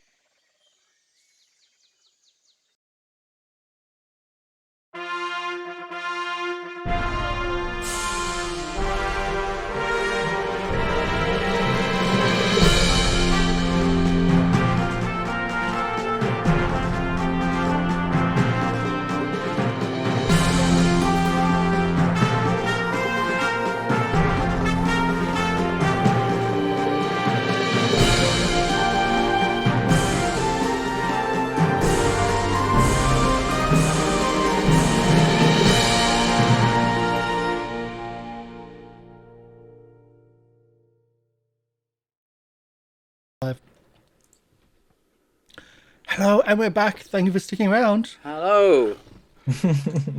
So, back with our one-shot, The Extinction Curse, Circus of the Broken Chain, for Gen Con Online 2021. That's a sentence. I know, I know. So, Crazy. let's go. Hopefully you're enjoying it. We're putting polls in every now and then as well for hero points Yeah, or just keep also... Keep an eye out for the polls. Also, if you have, I just noticed, if you have 5,000, what I think they're called Paizo points from watching the channel, you can spend one of those to give us hero points for 5,000 points. Actually, I'm saying don't, because we're on their channel. Don't spend their assets to us. No, don't. No, if you got 7,000, they can give you a villain point. Yeah. As much as I love villain points, no, don't. Don't. That's for their shows. This is for us. We're different. We have our own systems. We're good. Yeah. Don't listen to them. Up to you. Don't. Yeah, it's up to you. We only get 80% of it anyway. Don't listen to them. Don't listen to them, and they get nothing of it. But either way, Kosh won't give it to us. We get hero points from it. I've got a poll right now. Who gets the next hero point? Yeah, so go vote in the poll. Go vote in that poll. Yes. Yes. So we come back to. Are we doing tavern or are we doing campsite? Uh, I would think we're- say campsite because Yeah, I think we're doing Campsite campsite with first. everything that's happened. Okay. So we come back to the campsite where, I mean, most of the animals are found, most of the animals are recaptured. I say most, it's hard for the snakes. It's very hard to find snakes in a swamp. But it's a bit more somber mood around the campfire the night before the show. It's a large communal bonfire. The circus tent's now up about 80%. Everyone's a little bit tired from the hard work, except for you guys, which haven't been doing hard work all week. I'm exhausted. our hard work has been moving the hearts and minds and souls of the people of this town. Yeah, exactly. My hard work Don't- is constantly not hurting people in the menagerie. I mean, it's lucky I've got scales on my fingers. Otherwise, they'd be really callous from how much I'm playing the guitar. We're doing a lot. Right. I will say Even at if it's some not point. manual. I will say at some point, I kind of pulled Jojaya aside. Jojaya, Yes. I want to show you something. Oh. So, Sure. and I kind of bring him around, and as we're walking, I kind of leading him towards where I have my little tent / makeshift old boat set up for where I sleep. So when we were in town, I did a bit of wandering around to just play on a different corner, and I came across a really cool shop, which had all sorts of musical instruments in them. I couldn't help myself, so I'm really sorry. I spent a bit of the marketing money, but I think it'd be a really, really cool thing to add to the show. Maybe not tonight, but sometime in the future. I bought, I think it was called a dulcimer, and I kind of bring out this like really ornate sort of box on stilts, and I kind of lift it open, and you see there's sort of strings drawn between the sides of the box, and in different lengths. And I say, yeah, you take one of these, and there's a little hammer, and I sort of hit the thing, and so you can play on with it. And I'm still learning how to play it, but I think it'd be a really fun thing. I think it'd be a really fun thing to add to the show. Not tonight, but Yes, of course. But in the future, yes. So sorry, I spent a bit of the money, but Oh no. I- Well, two things first of all, Azzy. This I wanted to say this for sure.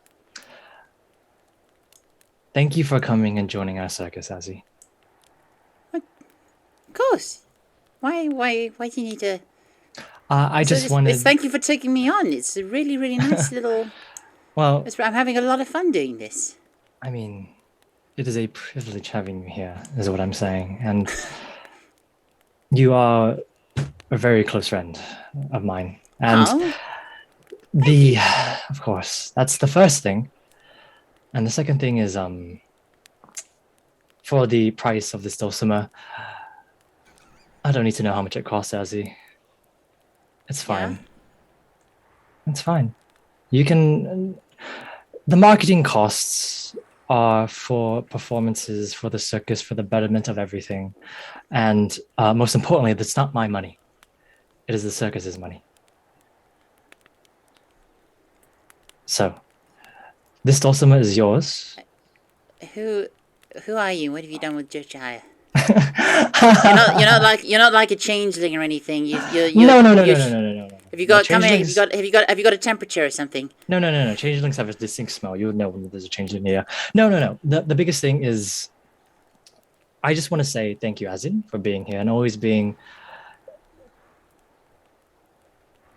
Look, it's been a while, but I'm sorry for if I say anything that ever hurt you or done things. No. Nothing you can't say anything to hurt me. Don't worry about that. Oh, I did. You're... I remember I said something back in the Well, I don't remember, so it's fine. Yeah, but I do, and that's the most important part. I just like to say that I am sorry for saying the things that I said about people and value. Well, sorry. For what it's worth, even though I don't remember at all, I forgive you, and that goes without saying. You've done. I mean, I get nervous around people like you, but I know you. So, but thank you for looking out and protecting us. Because, geez, if I don't know what I'm doing half the time. I'm just completely clueless. I know three things, 4 things: sailing, fishing, magic, and music. And anything else, I'm hopeless. So, you look after us, and you do all the stuff that I wouldn't know how to do, without which we'd go nowhere. So, yeah. Well, it's lovely being a part of this circus. It really, really is. Well, I do have to agree that you are the experts in those 4 things. And for me, I am an expert in trying to get all of you to the front of the stage where you belong and onto the world stage eventually. Everyone in Galarian will know. That's nerve-wracking. Well, it's... I think a year ago I would have run away from the idea of that, but I don't know. The idea of that's kind of exciting now. Well, I hope it is, because I'll get you there, Azzy, as I will everyone else. And you'll be right there behind us. Yeah. Beside us. Behind for sure. But I'll be there, helping you, supporting you along the way. Thanks, Jojai. Yeah, of course. Anyway, I just wanted to show you this. I have ideas. I'm going to learn how to play it first, but yeah, it's something a nice little. I thought because you kind of like to keep on top of money, so I just thought I'd better tell. No, it's. I should have asked first, but no. I'll try and remember to do that. If you asked that, I would have said no. So just do it and then just apologize later. That is a lesson in life you should take. Do things that you should not do and apologize for it afterwards. It is how a lot of things. Sorry, it's bad advice. Sorry. I'm not sure that's good advice. I was about to say I'm not sure that's good advice. Sorry. I'm trying to be better. Azzy, I'm trying to. You're doing great. You're doing great, Jojo. Perfect. Thank you. Anyways, of course, congratulations, Dulcimer. And if you ever have time, I'd be glad to learn from you some music bits if you want. Yeah, absolutely. And hey, we're near the sea, so when we get a day off, I can take you fishing. Yes, please. Fishing would be amazing. I haven't done it since I was a child, so it will be a good time. Once we all this sorted out for us, all the stressful things. I gotta get back to doing a bit of practice, but I'll see you around. Yeah, I'll see you around. And scene. Scene finishes. I think we'll do the next scene with.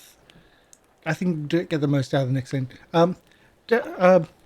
Lyriel's around the campfire. Yep. No, actually, I think Axe. Oh no, Lyle. Yeah, Lyle's probably the best one for this because, if you know this show, you know that Lyle has the worst impression of the Celestial Menagerie, and has the best reactions. Oh God. As the cleric of Callistria. Revenge. Axel the Unproven comes up to you. Not unproven anymore. It's Not his show. over the last couple of weeks. That's kind of what's been the name that has stuck, unfortunately, and he just uses it now. Axel the Unproven. Axel the Unproven approaches you in the campfire light. Says, I got approached by someone.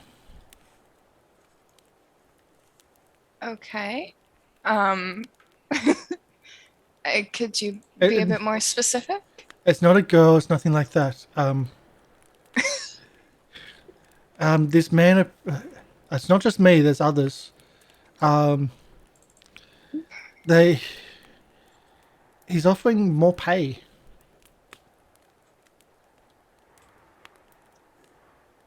Right. For the menagerie. Yeah, for the military. Have you heard a lot about the menagerie, Axel? No, but the way the conversation kind of went was, it sounded like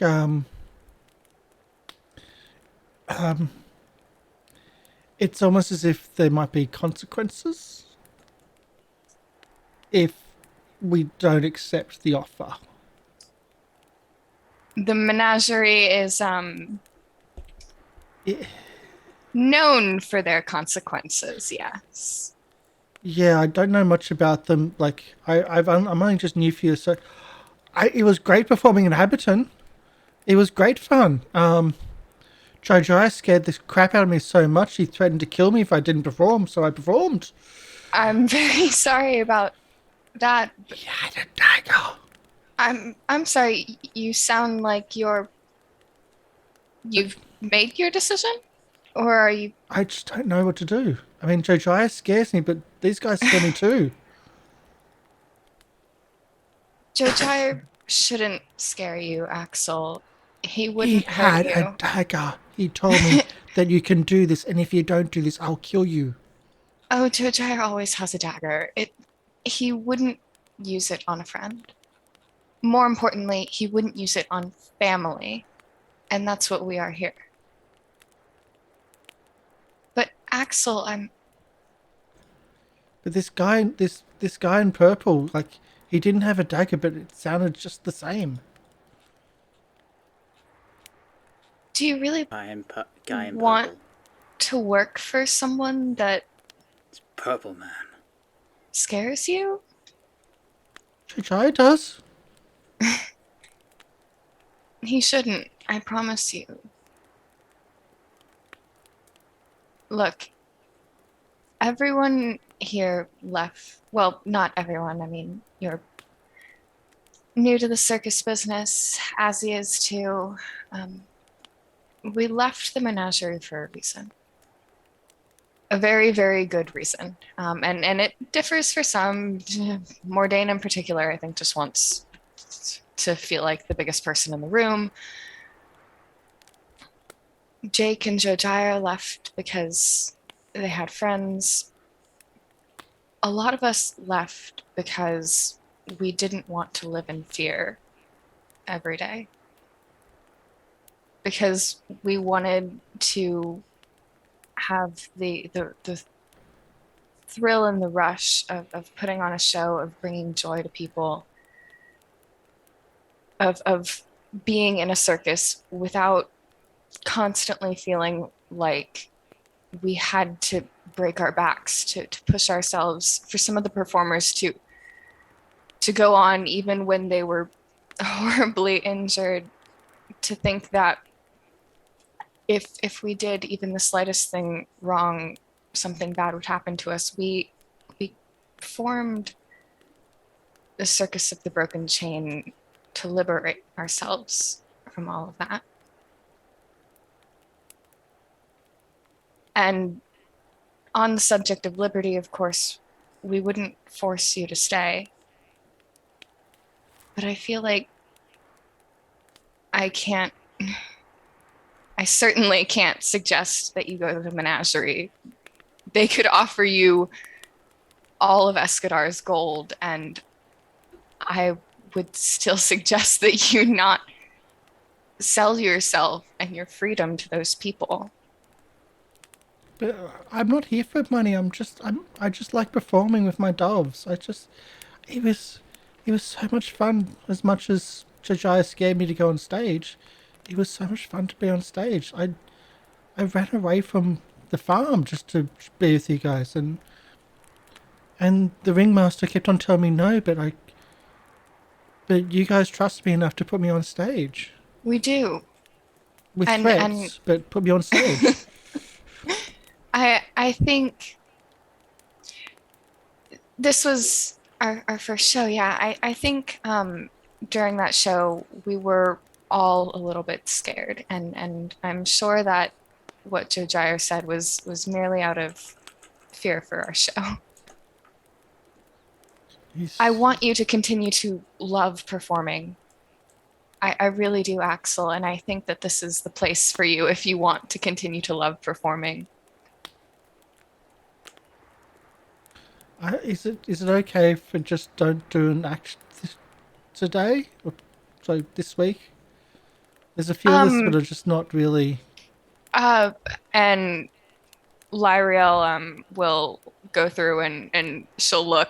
Lyriel's been helping out with things and arranging. She has a lot of little organization. Yeah. Yep. Yes. It's.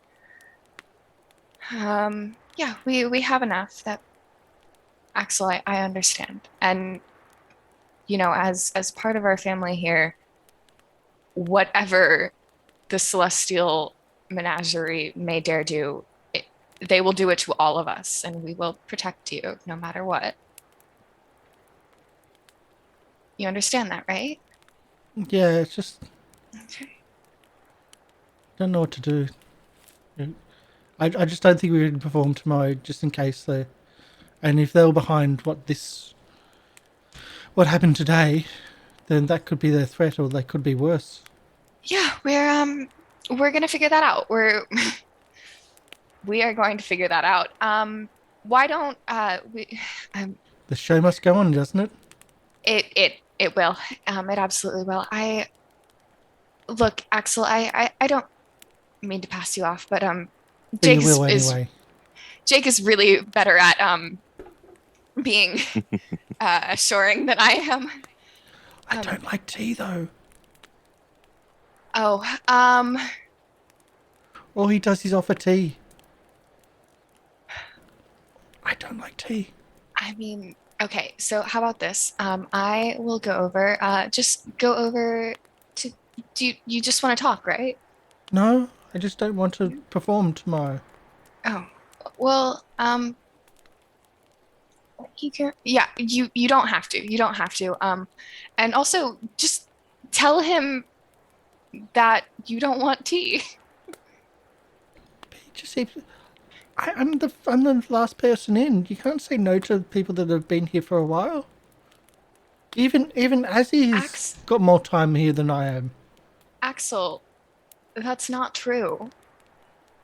If anything happens that you don't like or that makes you uncomfortable, you don't have to do it. You don't have to drink tea if you don't want to drink tea. It is always about the tea. Just tell him that you don't like tea. He's a dog, he'll bite me. Let me just, for my own personal sake, and sorry, you find Jake scarier than me? Oh, I know. I think Jojai is the scary one. But you're more scared of Jake than me. Oh, I'm gonna hold this over his head for ages. But really, he won't bite you. I mean, he's harmless. Well, when you're family, he's harmless. Does he have rabies? No! Just checking. I would kindly ask that you not ask that of anyone else, Worms? unless it's no. Jake is perfectly healthy. Good, because And I've done my work on the farm. I'm not going there with others. No, not again. Jake is as healthy as you or I. Okay. I'm gonna go find Jojai. I just need to for tomorrow purpose things. Be careful of that dagger. Thank you. I'll look out, and Lyriel just very starts with a slow walk and just slowly speeds up until she's searching for Orange. Okay.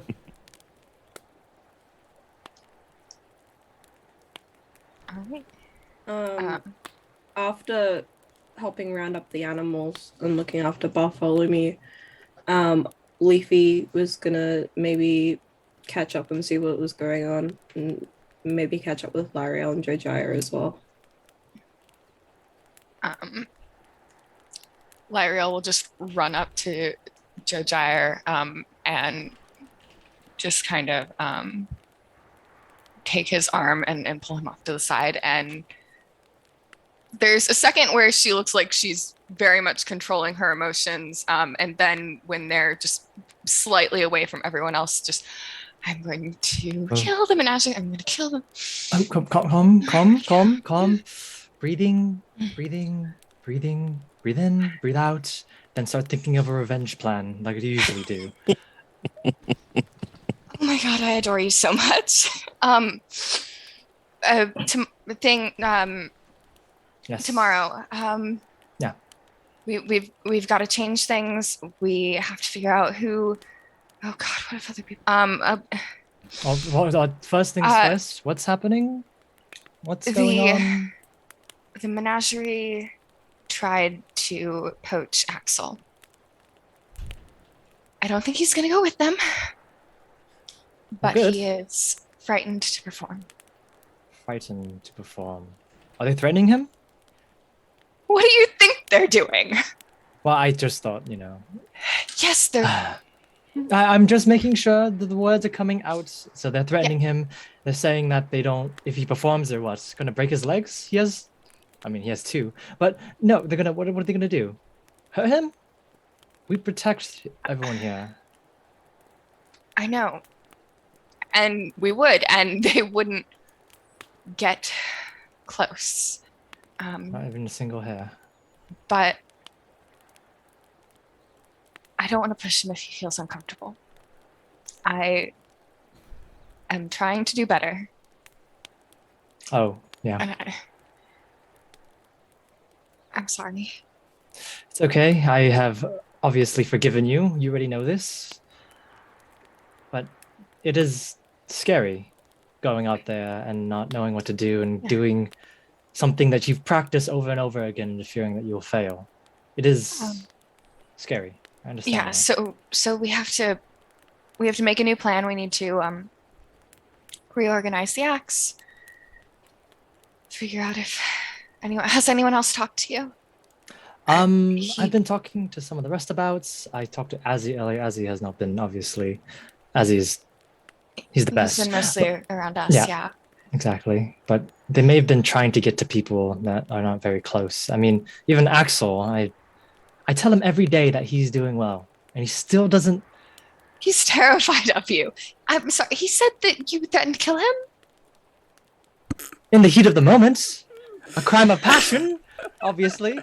That's what I figured it was. If you could avoid having daggers on your person when you talk to him, I think that would go a great deal in making him more comfortable. Fine, I'll talk to him as soon as I can. I'll leave the daggers at home. I'll go ask Jake for some tea, and then we'll just go talk. He doesn't like tea. Axel does not like tea. Does not like tea, no. I need to tell Jake that too. Where is Jake, actually? I need to talk. This would probably be when Leafy starts walking over. Most of the animals are in. We're just looking for a few of the snakes now. Okay, fantastic. Are you okay, Leafy? Kind All of of this going on? worried, if I'm being honest. It'll be all right. Maybe was it a mistake to come here? No. Was not a mistake to come here. We eventually have to face all of our demons at one point or another. There's a difference between a mistake and a risk. We took a risk, and you know that comes with its challenges. But yeah, the thing is, mistakes and risks, they are the same thing on the same coin. The only thing is that it is a risk if we succeed, and it is a mistake if we fail. And we're going to succeed. Exactly. So just a risk, a calculated gamble, if you will. Okay. Besides, I mean, we left that place because we didn't want to live our lives in fear. So we couldn't avoid Escadar out of fear. Be counterproductive, right? Very much so, I think. I guess, yeah. We were just talking, as Axel was not going to be able to perform tomorrow. So I think we're kind of coming up with a new plan. But JJ, I was trying to say, he did mention that some of the other people in the circus were talked to as well. So I think we should check in with all the performers on the schedule. Talked to by who? He described him as a man in purple, so I'm assuming it is our menagerie-aligned friend from when we arrived. Friend is a strong word. More like mortal enemy. Friend is a sarcastic term. But yes, growing more of an enemy day by day. I mean, they are on your hit list, although it rhymes with that word. Sorry. Hit list with a rhyme in the first word. But if anything, I feel that we do need to make sure that everyone is here understands that, rather, everyone that is going to be performing tomorrow is still on the bulletin board. If not, we'll shorten it out, we'll make sure everything's okay, and we'll also make sure that, you know, everyone's comfortable. Yeah. That's the most important thing. Yeah. Yes. Right, so we need to talk to Jake and we need to talk to the other performers. Is Modane okay? Is there anything up with her? I know you don't like talking to her, but you know, it just kind of was that thing. No, it's okay. I'd rather talk to her than have someone else deal with her. Good, perfect. I do not want to talk to her. Hopefully we can find the rest of the snakes in time, but it's not looking likely. Is there a way for us to, using magic, to locate all the snakes and all the other escaped animals, or is it a bit difficult right now? It's a bit tricky. Nothing in my repertoire. It's gonna take a long time. Well, we have all the time in the world. But right now, our focus must be on the performance tomorrow and whatever the menagerie is planning, and also making sure that people don't leave the circus, because the circus it's fantastic. Yeah, it's fantastic, and they just don't know what they don't know. They don't. Let's go get Jake. I think Azzy was practicing his dulcimer. Oh, by the way, Azzy has a dulcimer now. It's a musical instrument of strings adorned nicely, amazing. It's a little gift for Azzy. Oh, lovely. Doing very well. Yeah. Okay. Yeah. Yeah. Let's make sure that he's still okay with performing tomorrow. Yeah. Let's make sure everyone's okay. So what's the next scene? Finding Jake and Azzy, right? Or at least Jake first, actually. I know where Azzy is. Leafy's probably gonna go back to the search with the snakes. I'll go with Jojaya to Jake because I need tea. Snakes in the dark is a dangerous proposition. Mm. Snakes in the Dark sounds like a fun game. Snakes in Well, the if you- dark. It's If you you want, find out where the snakes are in the dark, then you just leave them to run around. Well, the problem you is want, you have to I can also come find the and- ladders. Yeah. if you want, I can come and help find the snakes because we're both primal casters. So I think that might be a good double. We'll go find Azzy to get Azzy to help. Yeah. So, as L'Oreal and Jojaya come up, you can see Jake brewing something different. You don't smell tea around his campfire. You smell coffee. Oh. It's a bit late for coffee. It's a home brew. Ba-dum-bum. That was terrible. You're welcome. I wish You're I wish welcome. I wish I had a drum fill queued up so I could go. Dum-tsh. You're welcome. You see Jake's tail is just actually normally wags when he sees you guys, but it's actually wagging faster. That is not tea. It is. Smells quite nice. It's a bit late right now, isn't it? Sorry, I don't. There's no watchers in this world. Isn't it? It's looking at the moon. I'm looking at the moon. It's almost already midnight. It's a bit late for coffee, isn't it? Maybe. But it's Are you rare okay, to get. Jake? It was demeaning. Woof, woof, growl. Oh, the cubby thing. It got interest, but yeah. I talked to a couple children that really liked it.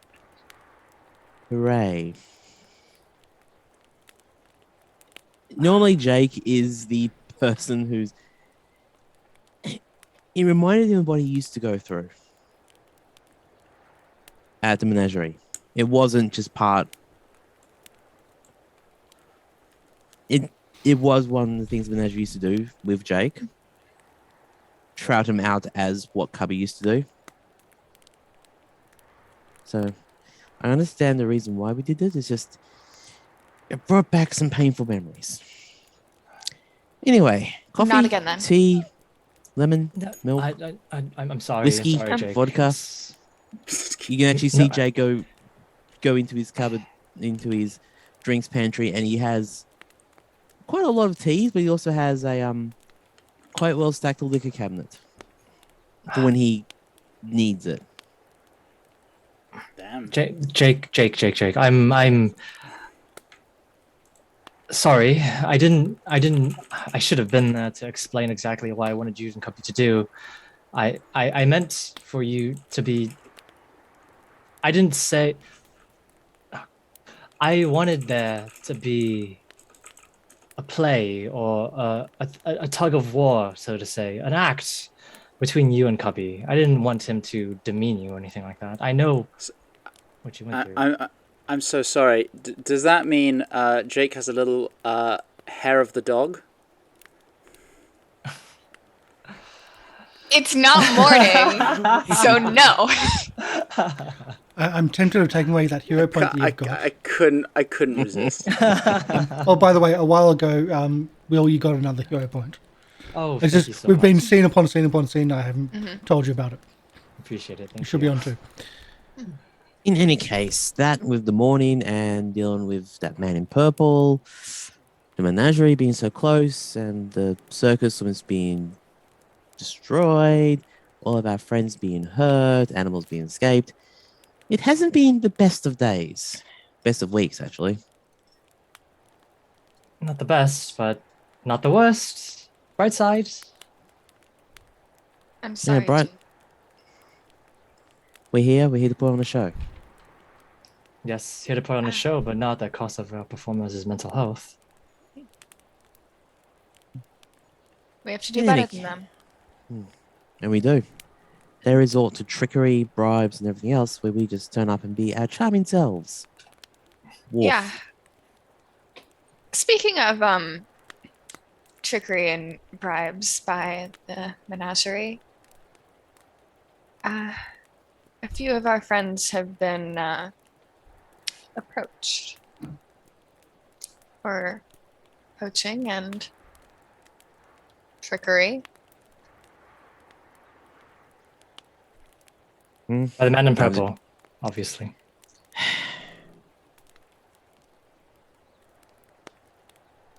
You can hear grumbling in the background. It's like, sounds like what they used to do when I was there.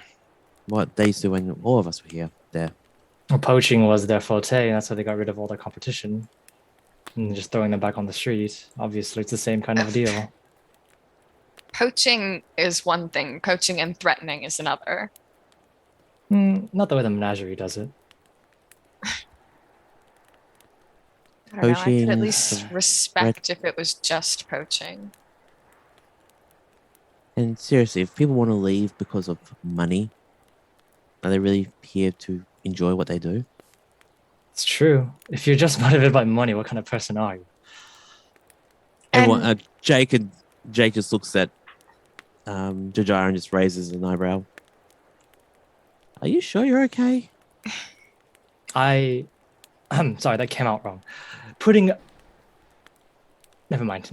Putting friends above money. I was going to say something about. I've been giving bad advice lately. Don't get. It's whatever. Any case, You've been giving bad advice lately. Jake just reaches up and just puts his paw to the back of Jajaya's head. Another point entirely. But the first things first, we need to talk to everyone that's performing tomorrow and see if they're still on board. If not, we have to quickly reorganize and quickly rephrase everything.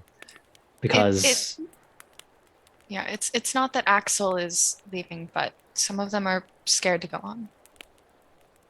And I don't want to push them if they aren't comfortable with that.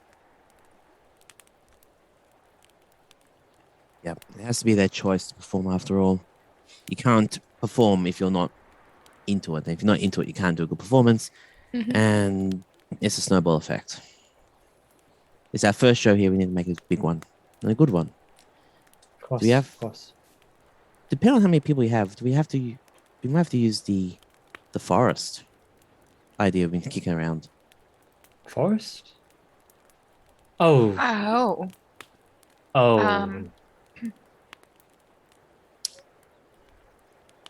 I hope we have. I know we're saving it, but we might have to. No, not the forest act. Not that one, please. It is. It is beautiful, Jojo. I didn't mean to share that night, but you know. But you did. The tattoo was more painful, but I knew this would come back to bite me. But the forest act is still a work in progress. We have not. It's not refined, so to say. It's just. Look, I want to be a ringmaster. I did not want to be a ringmaster, first of all. Second of all, I am not a performer. I am an introductory person. I am the behind the scenes, hands off management. That's what you guys wanted, right? Hands off, practical, always there, giving a good smile. Jojo. I would never make you do something you don't want to do. But I also will not stand to hear you say that you're not a performer. We were all there when we dealt with the menagerie in Aberton. Your poetry is incredible.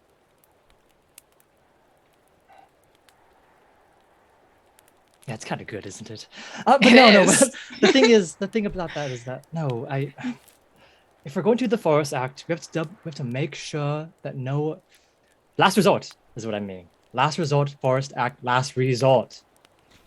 Please. Only if we cannot run at least with half of the people that we're going to run before. If it's less than half, then we can find. It's not going to be at least half people are not going to drop out, right? It's impossible. We automatically exclude Mordain. You know that if we have so few people, she's going to push to be the big center show, and it's going to go to her head, just like it did in Aberton. Please don't make me deal with that. 7 acts. Axel's not performing. Mordane's not performing. There's 5 acts left. There's 2 people that they've dropped out. Then we do the tree act. And I mean, the Featherfall, they're just kids. All right, down to 4. All right, well, I mean, we can still run with 4. 4 is still fine. Who was our last act? Who was the last person? Because I know that obviously all Eliza, of us. the snake. Eliza with her snakes, which some of them are Indisposed. Right.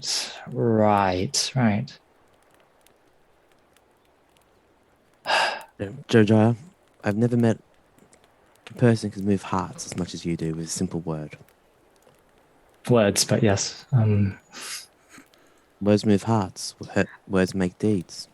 Oh, I bet if it came down to it, you could pick one and work your magic.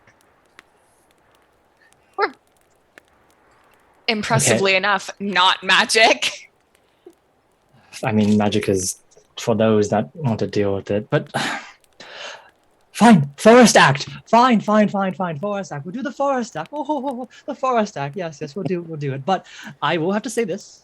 The only thing I want to say is that I trust all of you immensely.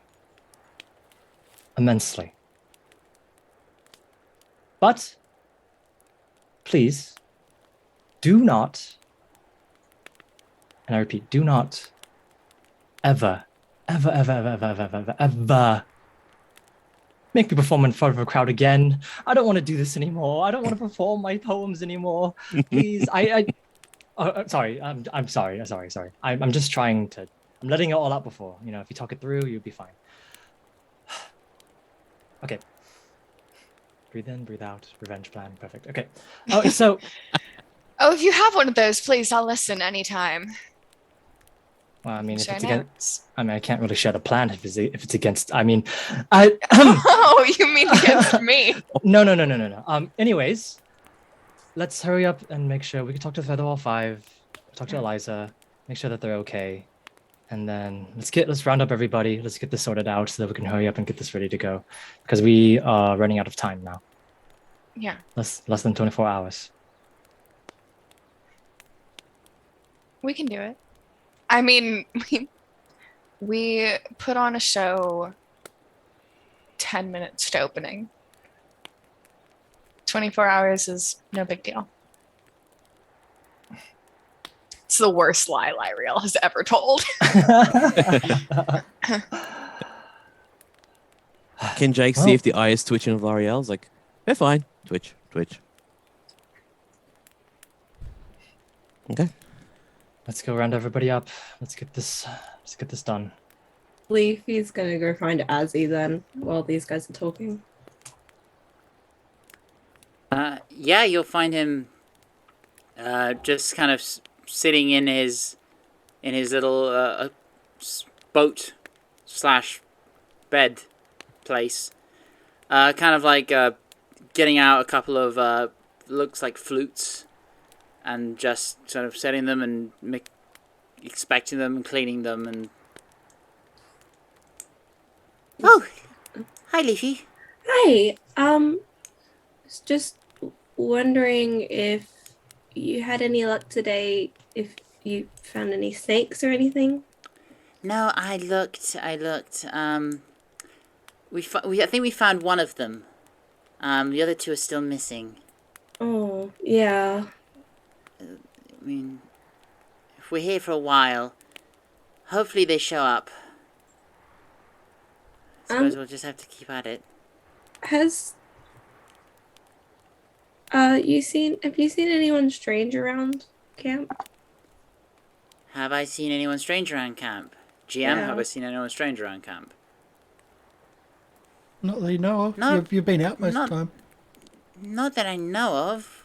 Why?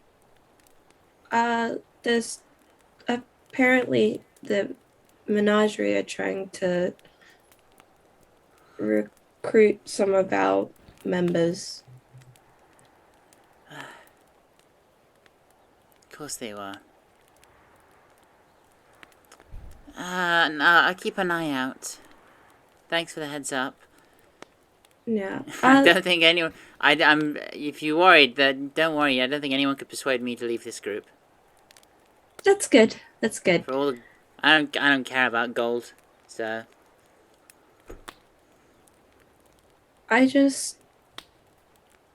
I'm worried for anyone who does leave. Because on the one hand, I think it's best to try and just convince them to not make the wrong decision. But you can't keep people against their will. yeah. That's not what a broken chain means. It's the opposite. But I think if we, let them know. I mean, I don't know. You guys had the experience with the menagerie, so you're probably far more knowledgeable about how horrible they were. But I think it's, we look after our own. And if someone wants to leave us for someone who's going to be horrible, then we'll have to do our best to convince them not to. And I don't think it'll be very hard. Yeah. Apparently the menagerie are making threats.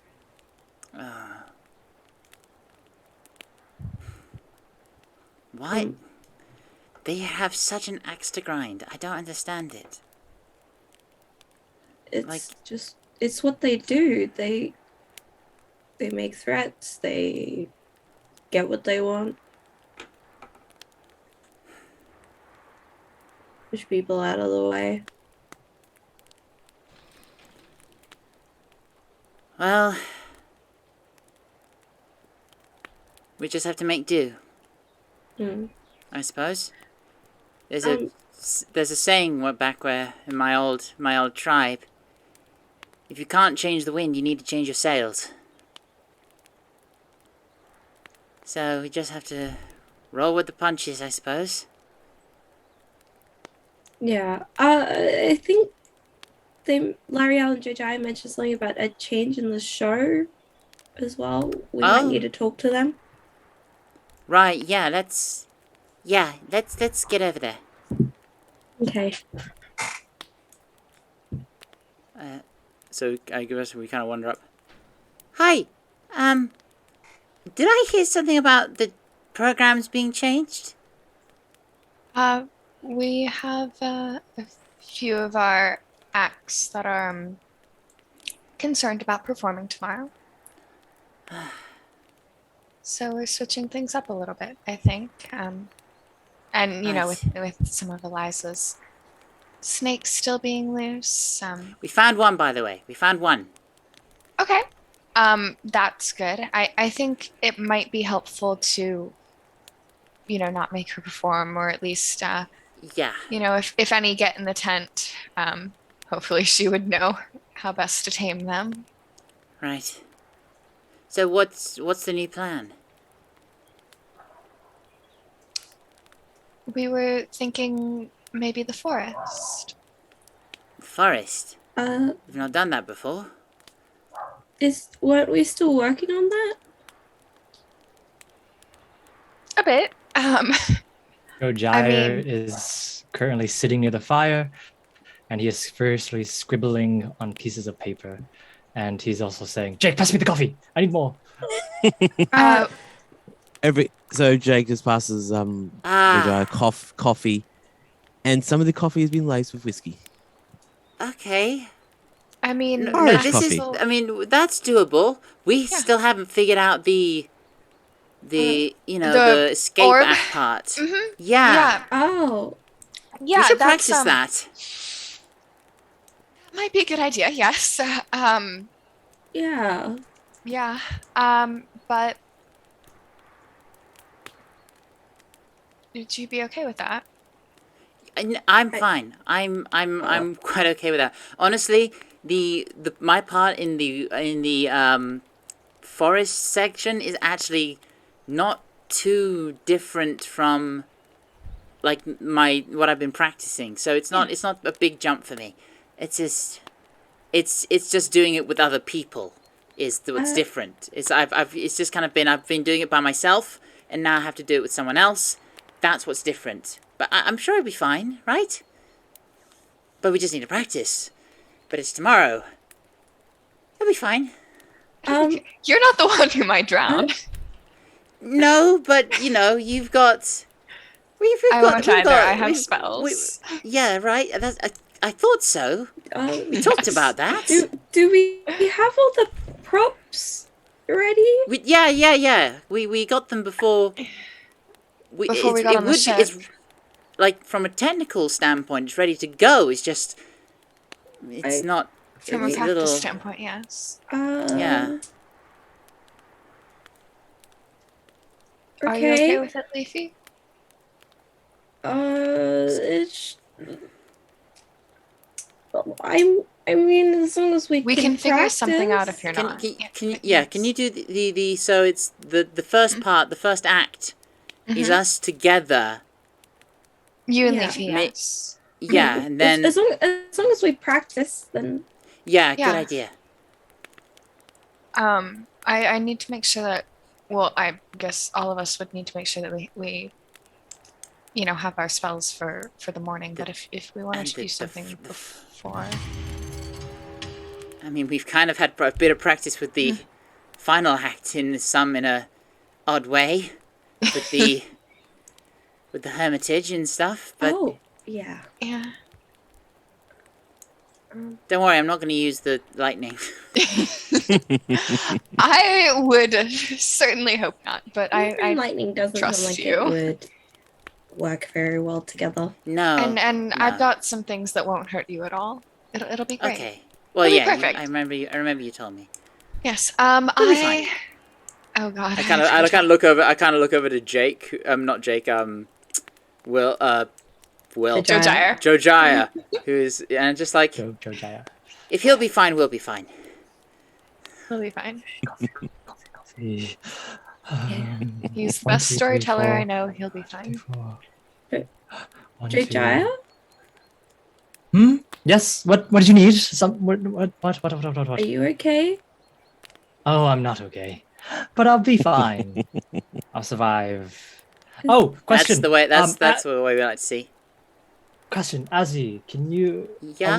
Question for all of you: are we using real fire for this? Or are we using the? No, I've got know. mine. I've got mine. Okay, Jake, you're not using your fire point for this then. With the Eternal, I think. Eternal right? flame. Yeah. Continue. Okay, perfect. All right, I was gonna ask you, Azzy, because I wasn't sure if you could spare a slot. What's they're called? Slots? Or I don't know what they're called, but you cannot spare a spell thingy. For waterfall or something to help us with the just in case. Oh, you want me to summon waterfall? If anything, only I if could be summon real fire. I could summon. Oh yeah.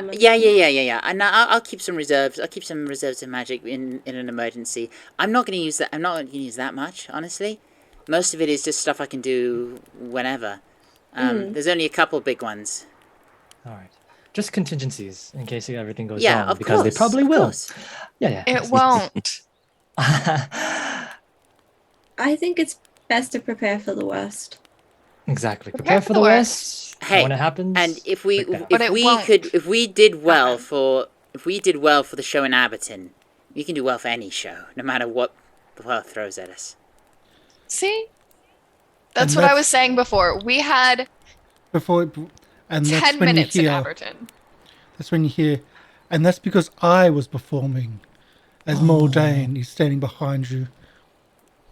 Mordain. I was actually just Trouble about to come going on? find you. Yes, you see, unfortunately, things are getting a little bit tangled up. You know how it is in Escadar.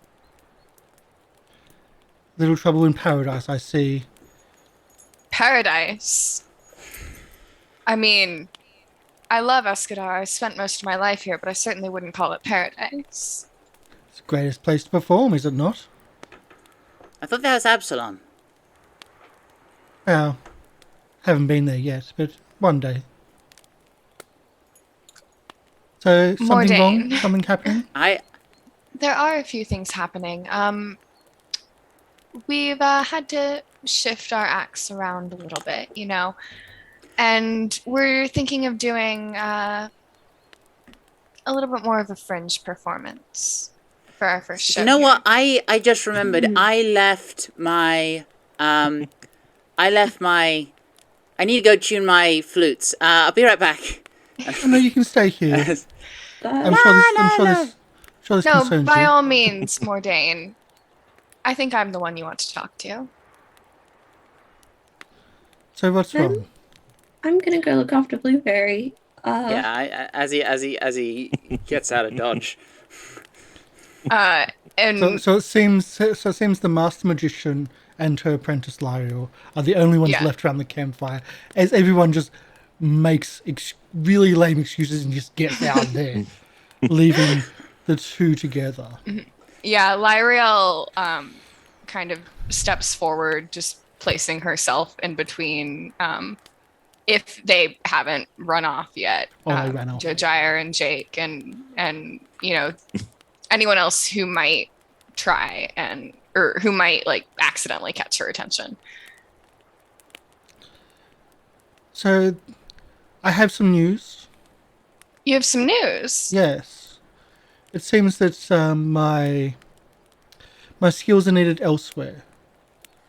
And Oh, the good news is that you're no longer my apprentice.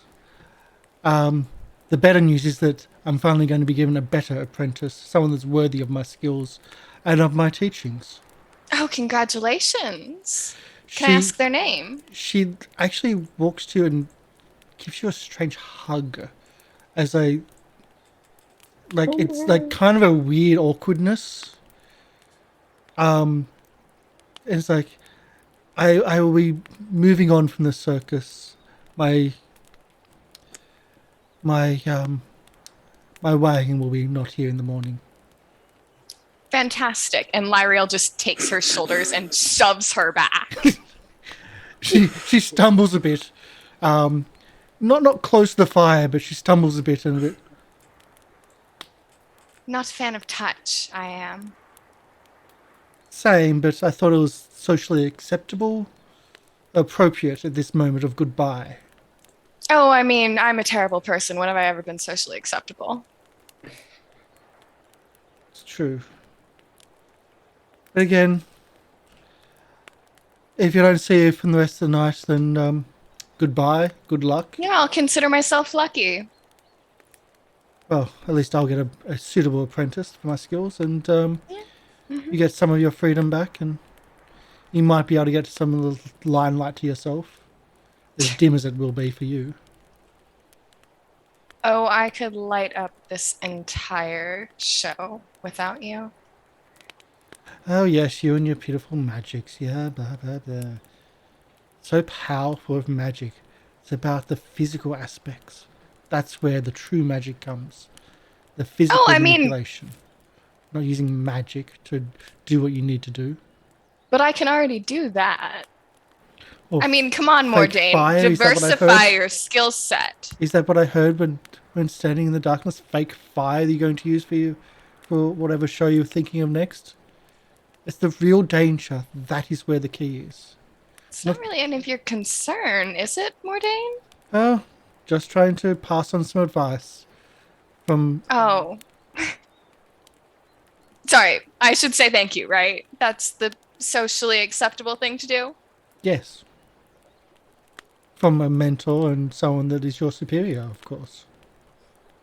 Right. Former mentor, I should say, but still superior. Oh, I'm not going to. Of course. One day, maybe. One day. I look forward to seeing you again, Mordain. She turns and walks off into the darkness. God, I hope she trips with those human eyes of hers. Thank you, chat, for voting on another spanner in the works. Well, You know, this has been I just look at Jake. This has been a really stressful day, but I think that it might have actually just made my top 10.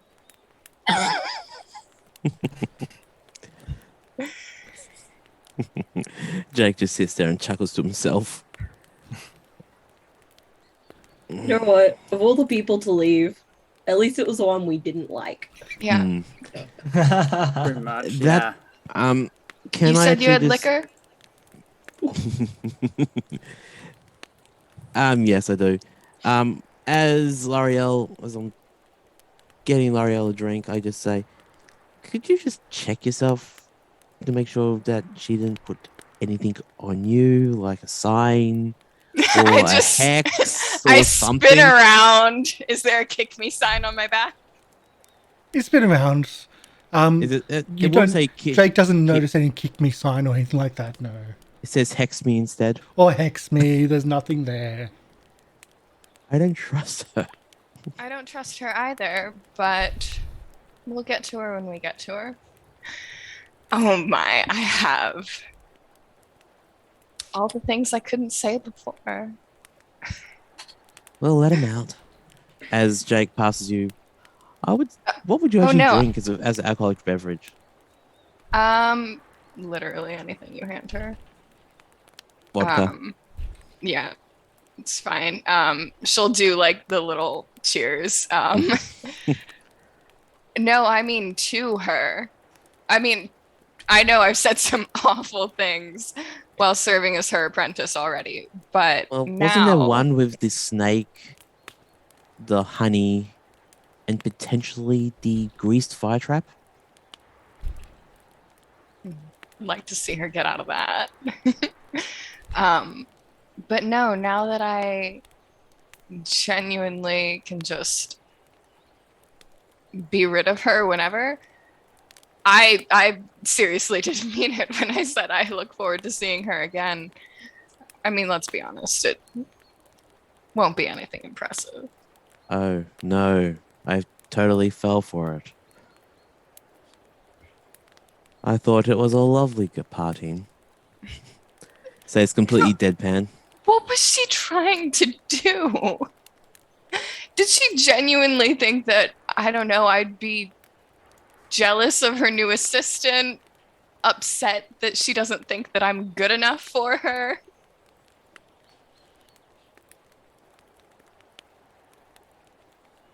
I think the other way around, really. She wasn't good enough for you.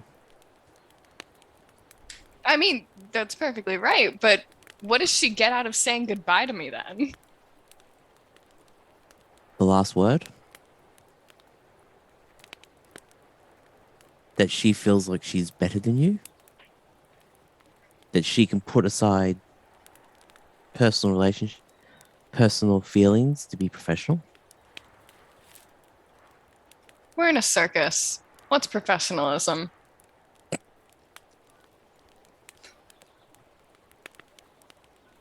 No. It's not the last word. And No, frankly, it's a juvenile concept having the last word. Jake just looks at L'Oreal and space where Yes, I know. Don't no, look at me and like this- that. No, and it looks L'Oreal looks at the space where Mordain just walked off and just does the whole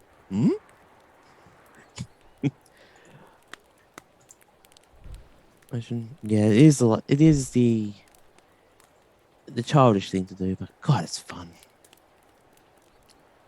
I know that we should probably sell the tank, but I really want to smash it to bits. Well, look at it this way. We won't need the tank for much longer if everything works out tomorrow. Exactly. And I mean, don't get me wrong, I don't mind doing a water act with the forest and everything, but I've got better ideas in the works. More ideas in the works than just doing the same thing over and over again. But That's what circus it's valuable, and I know that we should get the money for it, but I really want to smash it. Well, how about this? We can sell it to Menagerie with a hole in it, a little pinprick of a hole. Let's be careful about how we provoke them. They started it, They did, potentially. but it We means don't have that evidence. we have to be careful. Always careful. Don't get me wrong. I want revenge on them more than anyone. But we see to our own wounds first.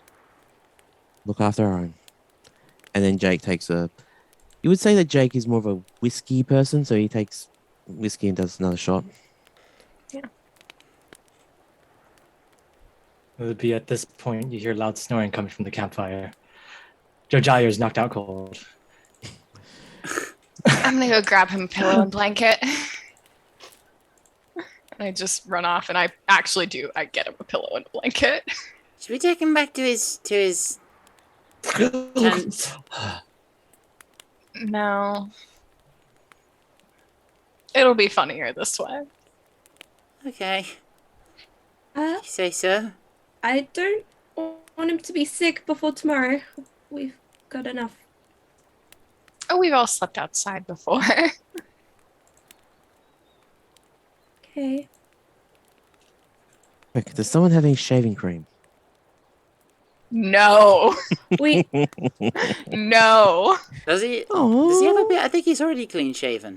No, I meant put the He shaving cream wasn't in his referring hair. to that. Oh, for his hat. No. Okay, definitely. we have a performance tomorrow.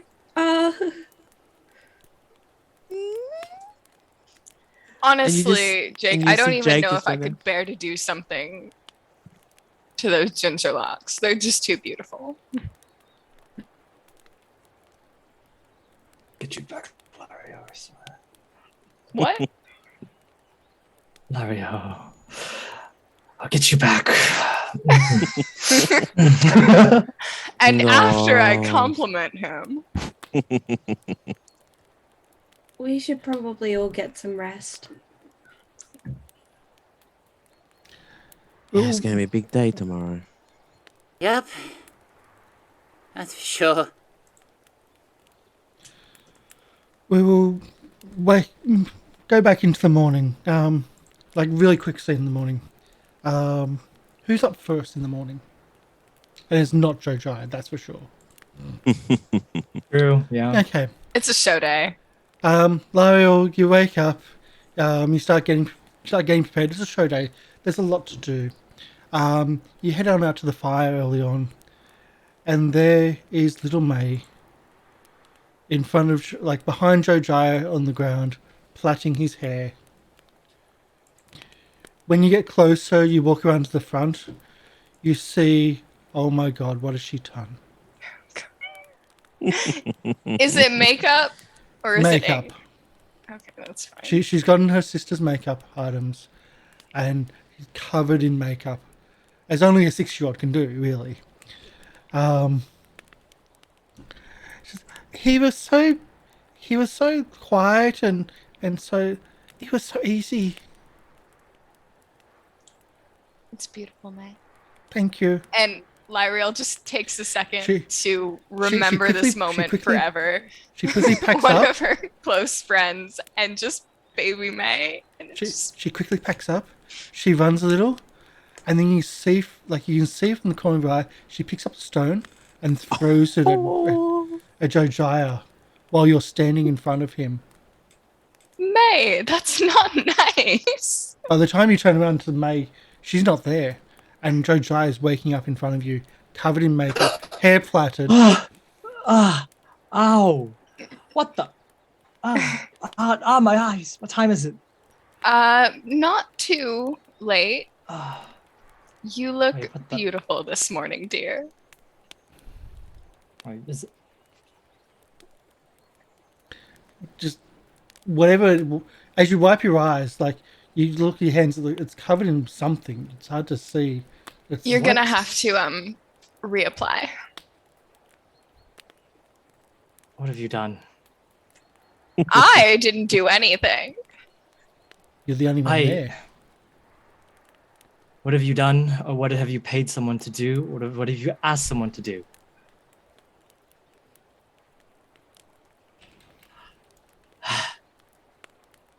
Whatever.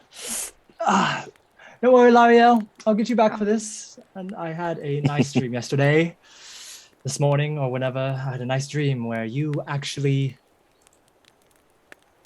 Never mind. Any case, I'll get you back for this. I am going to go ahead and get ready. We have a show to put on.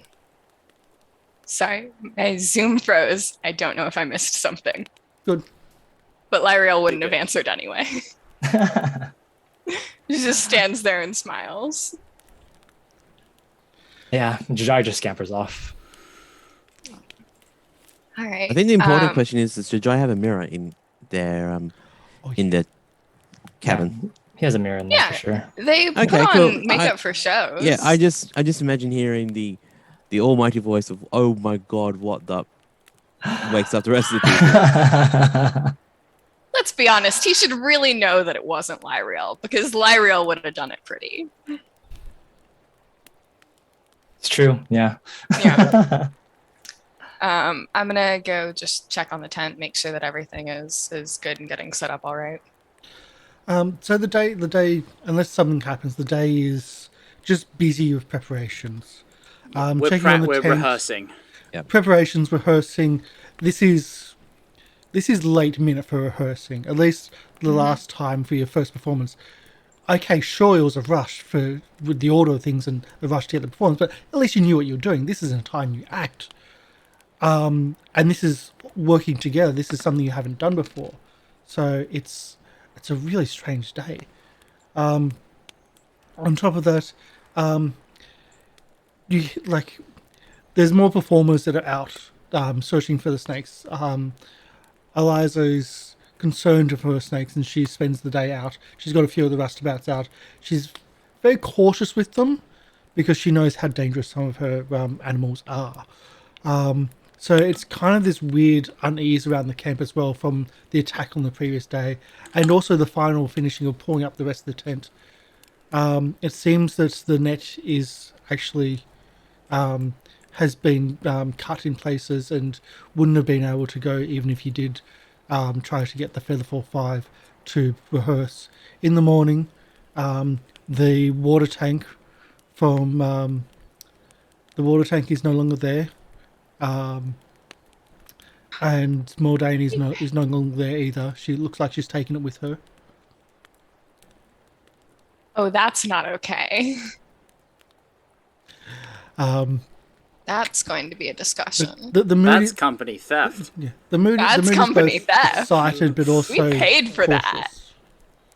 But excited. There's a new big city, a new show, the stress of rehearsals. The ticket booths are up. The sideshow is all set up and waiting and ready. They're just waiting for darkness to come, for the first of the crowds to start arriving. And that's where we'll open our next scene, of the crowd starting to arrive.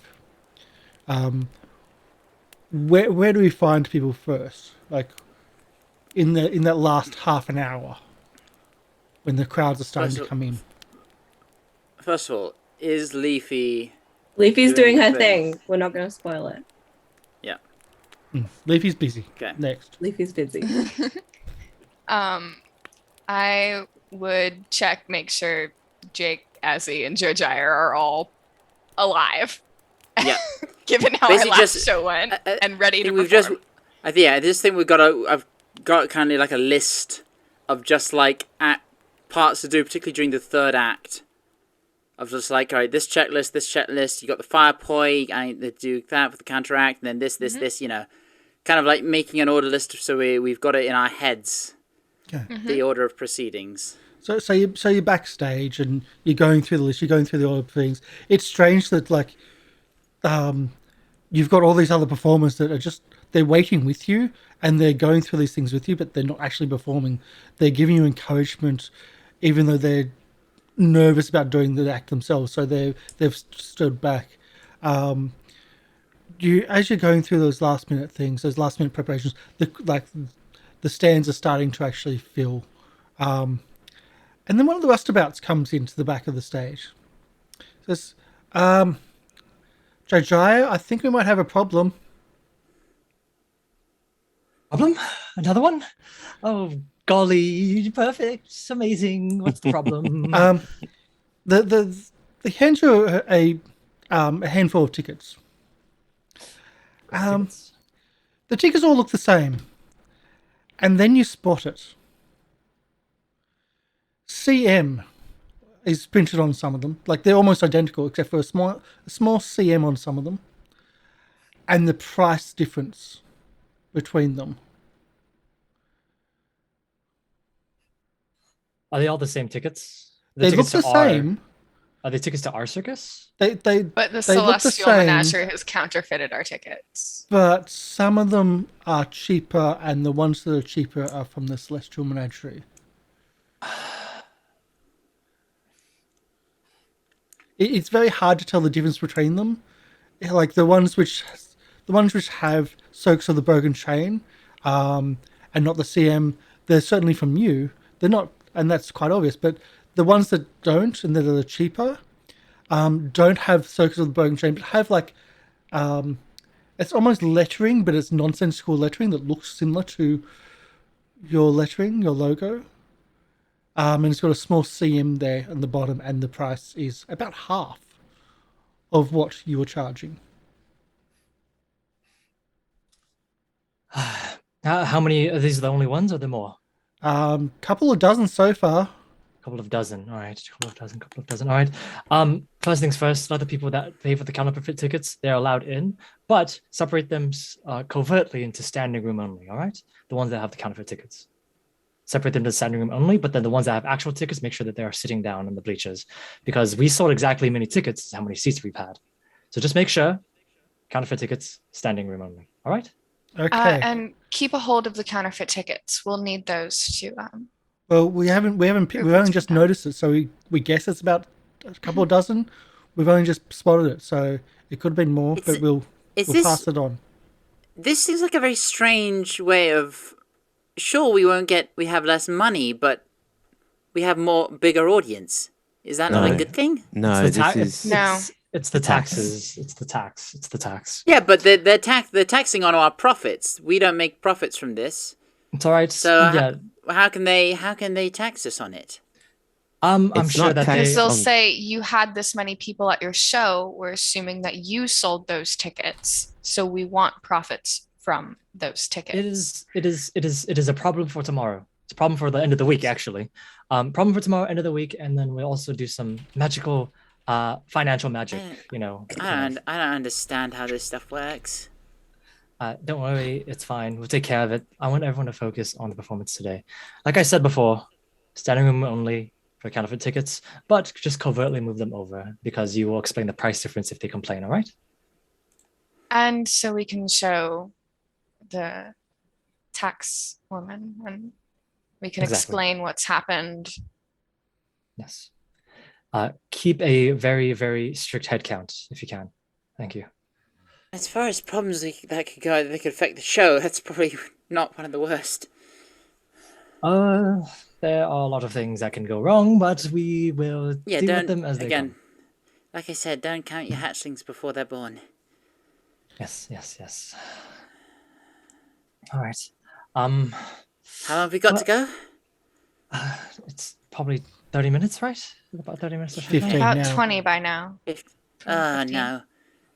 We'll be fine. We will be fine. Are you ready? You gotta be up in the tree. Sleepy still out there. Yeah. You gotta be up in the tree. How you gotta... I'm assuming you can see that. Oh, shoot. All right, fine. We need to dim the lights. I'll get up in the tree. We'll be fine, all right? I mean, I am going... Sure. It'll all be good. Okay. Oh, crap. I'm still in these clothes. Hold on.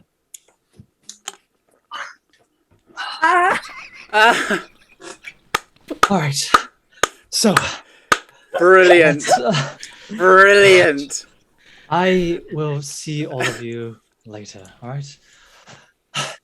Let's go. And I ask them to dim the lights, and I go into the tree. Amazing. The lights dim, and you sneak out into the middle of the stage. But we're not going to go to that. Point. That We're gonna deserves go a back. hero point. Will, Yeah, you are incredible. Yeah. By the way, Please did not tell know me you got that happening. suit just for this. I did, yeah. Yeah. Yeah. So instead of focusing on the center stage, we actually come back to the backstage for those that are left over, still like thinking about what they're going to. You hear a cough at the back of the stage, amongst all the bits and stuff, the bits and pieces that are stacked away, that you're not using for tonight's tonight's show. You just hear a coughing, a quiet coughing. Go and investigate. You find a small. It's hard to say. It looks like a dragon, but it's not a dragon. It's. You see a small little person. He has tattoos, a kobold, you think, but he's tattooed to look more dragon-like than he actually is. And he says, "Hi." Hi. What's your Nice. name? Oh, hello. What's it? What color is his scales? His scales are like a whitish color. Okay. Hi. What you're not brings supposed to you see here, me. Snow Scale? I'm supposed to do bad things, but can I join? Can I join you guys? Oh, Did the menagerie send you? Yeah. What's your name? I'm Avi's the smoke dragon. AVs. Yeah. Well, it is. I do my Really trick, but nice it's to have an- poisonous, so I won't do my trick. I appreciate that. It'd be really lovely to have another Scale brother in our crew. Yes, absolutely. I was in the forest last night watching everything, and I've been hiding out all day. I'm supposed to do some bad things, but I don't want to because I've been watching you guys, and you're so nice to each other. That's not how it's supposed to be, is it? Do Jake and I recognize Avis No. from when we were so he's new. No. There is a turnover of circus members. Yeah, I know what you mean. Actually, if you come from the menagerie, my friend Jake and I, we used to work there too, and we didn't like it so much. So that's actually why we're here too. I know they called you traders. Yes. Yeah, So people use nasty words sometimes. I was sent to when I was sent to disrupt some things, and when the big finale happens, I was to do something backstage, and Well, if you don't want to do that, then you certainly don't have to. no, You know, like, I think one of our circus people actually decided that they wanted to go to the menagerie. So it's kind of just like a trade if you want to, like a swap. come spend time with us. And Yeah. frankly, she wasn't very nice. So I think we are probably getting the better end of that deal. Sorry, Avis. Sorry. My name's Azzy. Hi, Essie. Do Hi. you blow smoke? No, I'm sort of wind. Well, wind. I can do smoke, but I'm wind, water, and a bit of lightning. Yeah. Are you magic? It's. I can do something, but it's that's mainly the really smoke is my cool. trick. But again, it's not it's poisonous, so it's not. I don't want to do it. Well, Here. yeah. Well, sure. Yeah. We don't have a Azzy lot and of time Avy, right now. the two Anyway. kobolds of the Broken Chain Circus. What's better than one cute kobold than two? Avy and Azzy, Snow Scale and Sky Scale. That's wonderful. But I be careful. I'm not the only one that was sent here. That's what I was waiting for. Yeah. Yeah. Thank you I, for the heads up. Yeah. I don't know who else they were going to send, but I was supposed to do something. I know there was going to be other stuff. Okay.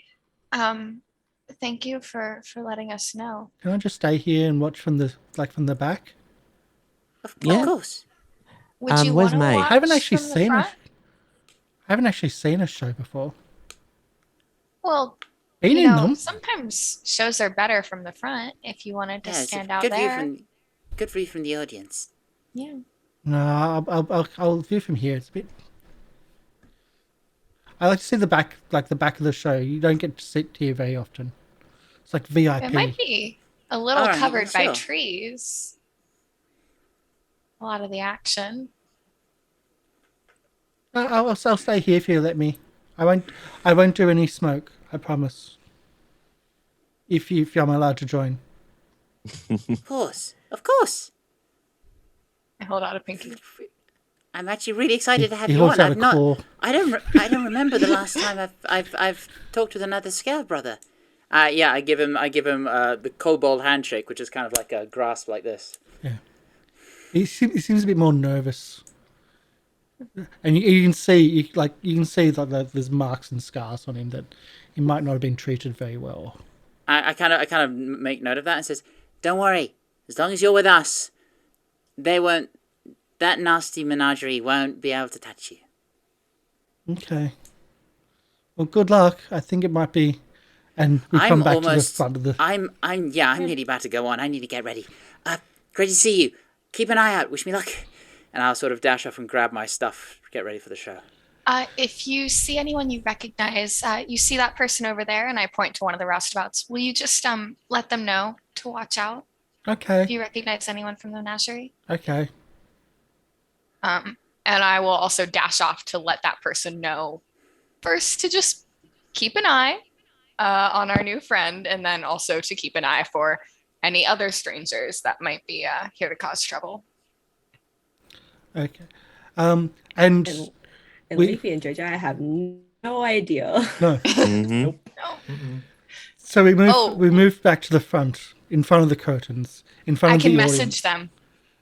the darkness. I'm not going to. I don't want to stress him, but I could. The lights slowly come up. You can hear that there's a big crowd, even in the darkness. You can hear them moving about, and when it's more done by sound of like when you can hear them pretty much settled and in their seating, in their position, and some standing room only. The lights slowly come up onto a 3-ring circus, but a great old tree standing right in the center of what was this once massive field. There was just brambles, but now the big top actually surrounding it with stadiums, and then of course the 3 rings.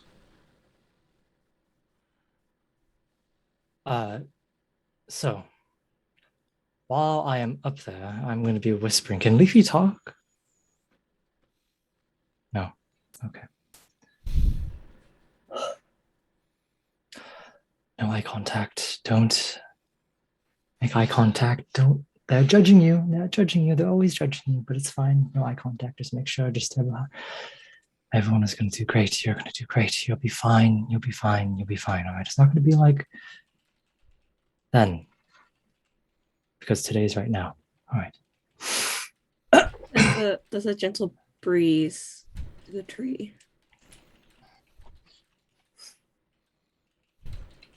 You see a rustling near the top of this great grand tree. As you see this rustling on the top of the grand tree, you just see someone on one of its branches.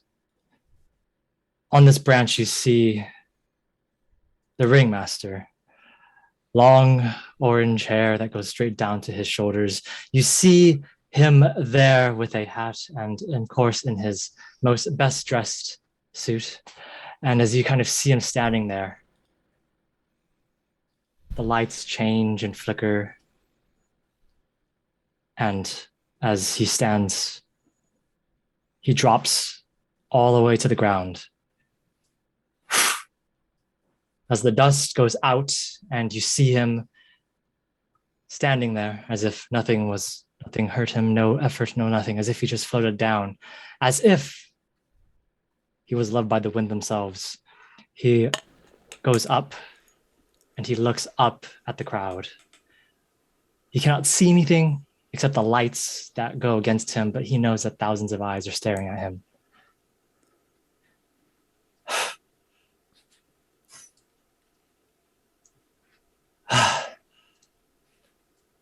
Welcome to our wonderful and whimsical circus.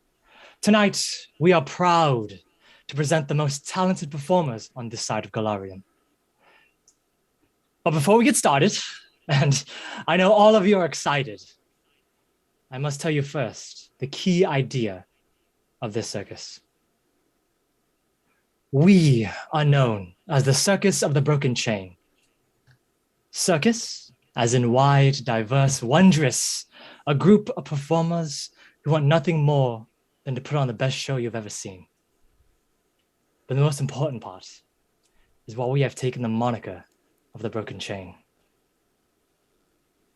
I am a believer of choice, a believer in people.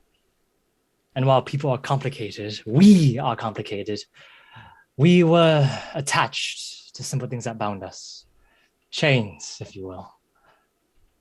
Problems with money, prisons of our own design, and of course, obligations that if we have kept them, they would have led to our own demise. But all of this is a matter of perspective, a way to look at things. Our true passion, our true purpose here tonight is to make sure that each and every one of you will leave those chains behind you. And in this place, this moment, this short time that we have together, you'll enjoy yourself without those binding you. And eventually, of course, as he raises his hand, I hope you break those chains. As he snaps and the lights go black.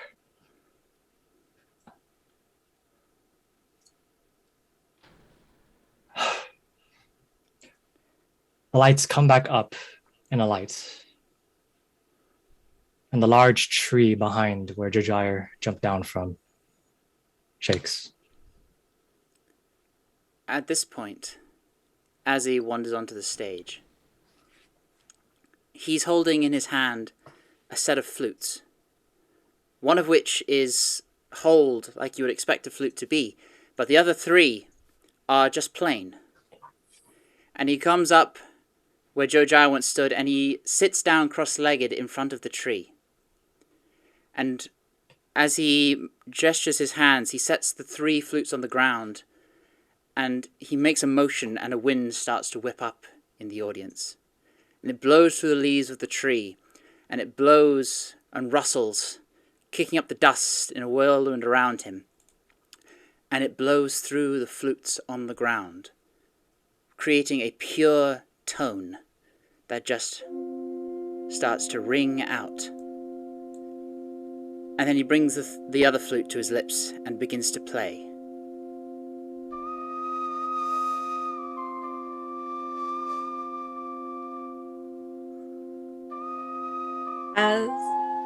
As the wind blows around through the crowd and the tree, some of the leaves break free. There are these gorgeous purple flowers within the tree itself, petals and leaves flowing around the area but they all come back towards the center, and in a flurry of plant life and light, suddenly where there was once a tree stands Leafy. She's in her normal clothes with some extra flowers, and she spends some time to look around the audience to let them take in the transformation before moving to bring Blueberry onto the stage. and Bartholomew. It is at this point, the lights showing down on both Leafy, Blueberry, and Azzy. A light shines up, and in the bleachers behind the audience, a voice rings out. Once in a forest, otherworldly and vast, there stood 3 travelers, all with a storied past. One of the winds and the shining sea. The other, As he stands. born of wood and magic trees. They stood at the edge of this most mysterious earth, gathering their courage and setting forth.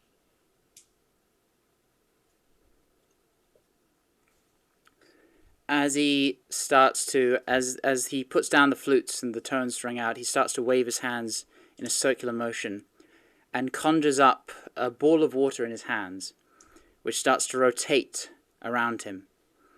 And then he lifts his hands up to the air and the water flows out, and a fountain of water starts to spray from his outstretched hands, causing a small shower of rain to pitter-patter across the stage, setting the stage for Leafy to do her thing. Leafy spends some time with guiding Blueberry around in front of the crowd. And as the water goes down, Leafy would like to use her own magic. I'm just trying to find where a particular spell is. Ruining a moment. For the sake of spell, Azzy will be using create water to create this downpour, this rain. I'm just trying to find the spell to control the water. I know you go, just describe. Yeah, just go for it. Leafy spent some time walking around with Blueberry, going around, Blueberry doing, and Leafy jumping around doing some tricks. Leafy spins the water with the help of Azzy to make things like circles and things for Blueberry to jump through, and things that they can run around. It's almost like they're playing in amongst the trees in the water, and having it looks like a lot of fun. Yeah, and as he creating rings for them to jump through and sort of little small pillars for them to weave in and out, kind of multitasking, and with Leafy helping out with the water manipulation, creates sort of, again, these shapes, these small fish made of water that swim in around and sort of like almost play with them, and what look like little sprites and fairies and other creatures of the forest that sort of jump around in shapes of water. Blueberry takes a moment to chase after the fish playfully. And as they do so, this starts to rise from the ground. I presume Leafy, using druidic powers of magic and nature, will look to be growing plants of a sort. Create a facsimile of a forest. The plants are created almost following Blueberry as Blueberry runs around the forest. As this scene is going on, you see, as they are running around the forest, the lights begin to dim and dim until you can only see shadows of who were there before. And as the shadows go through, you see the trees begin to shift and change and move. And again, the lights bring up, and This forest that was once green and lush and beautiful is now black and charred and different. We're no longer there. We've gone off stage. Again, you hear Jojaya's voice coming from behind the bleachers as he is stepping down the stairs. On the other edge of this most dark and jungled place, there were two, smoldering and living all trace. A fair but beautiful elf, clad in falsehoods. The other, a dog-faced ruffian, mad and of many moods. They stood at the edge of this most bloodied bark, venturing deeper, intent on burning their mark.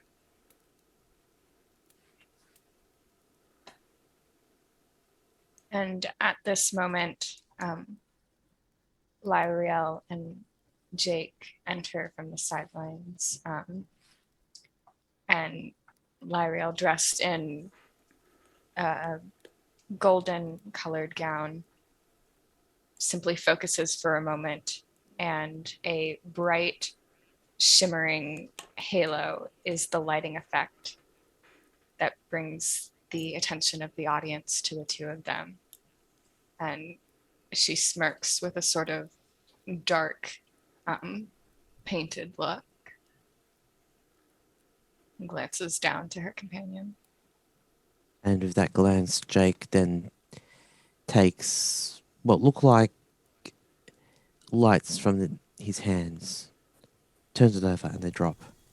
The chains dangle with the lights, and he slowly starts moving his arms around, and the lights start to pick up from it, and you see the fire move. And as the fire moves, the after image of the twirling of the fire and everything is just, as he gets faster and faster, he moves around, they mesh together, they pull together, and rings of fire appear around Jake. Lyriel waves a hand, and the trees closest to them begin to illuminate in this bright, burning yellow facsimile of fire. And she walks with Jake deeper into the forest, and as they walk, the fire seems to catch on each of the trees, burning them, charring them, darkening them. And they seem to get lost in the flames, lost in their own villainy, their own cruelty, as the world burns her.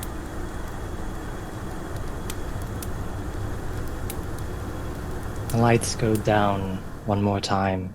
As the lights go down, the spotlight on Jojaya stays as he walks down, falling off the bleachers into the center of the stage, closer to the audience, but not on the stage itself, as he looks and continues his poem. The two small adventurers looking for a simple prize. The two large villains looking for despaired cries. You kind of hear a couple of sounds coming from behind. A yell and a scream and a flash of light. The two heroes already in flight, approaching the smoke deep in the night. A hopeless elemental and a heinous act mid-fight. An orb of water, a strike of lightning, a pool of fire, and a spell of mighting. As the lights turn on all at once, as the scene is a mix between both the lush green forest and the other half a charred, burning jungle. As he steps on the stage and immediately notices Lyriel, the halo around her almost burning with the same yellow glow as the fire, motions to Leafy in a sort of dramatic pose of shock, and then flings out his hand, and water starts to bubble and rumble and rise around the ground near where Lyriel stands. Lyriel, having been previously almost camouflaged in pain, seems to take on this expression of anger, looking at the water beginning to form around her, throwing out and pulling and calling the facsimiles of flame towards her as the water bubbles higher and higher. Leafy? Leafy's going to work with Blueberry, and they're going to move around, almost kind of like doing a dramatic nod to Azzy as they begin their plan. And Leafy's going to flare her arms around, and there are vines that start to form, and they grasp onto Lyriel's arms and legs. And as these vines grasp hold of Lyriel and bring her limbs in close to her body, Azzy will cast Aqueous Orb, and a sphere of water will roll up around, catching Lyriel up and hoisting her into the air, caught in vines and suspended mid-air above the stage. Captured. And Lyriel, in reaction, so limited in her movement, but being an enchantress nonetheless, will cast Air Bubble. But she's fighting against these vines, squirming, trying to move about them, casts a glance down helplessly toward her fellow villain. And so at this They're point, not always known to help one another. as you look back up, you look back into the audience, you see Moradane the magician sitting in the audience with a figure which is blurred and darkened. You don't quite catch. You see Moradane the magician holding up two things. One, your thieves' kit. The other, a pair of manacles. She holds them up as if presenting to you, and they disappear from her hands. They're now around yours.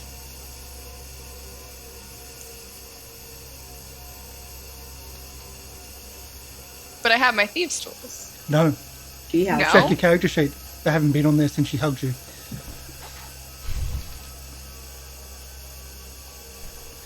Fair enough. Oh no. Fair enough. Good move, Miss Mordane.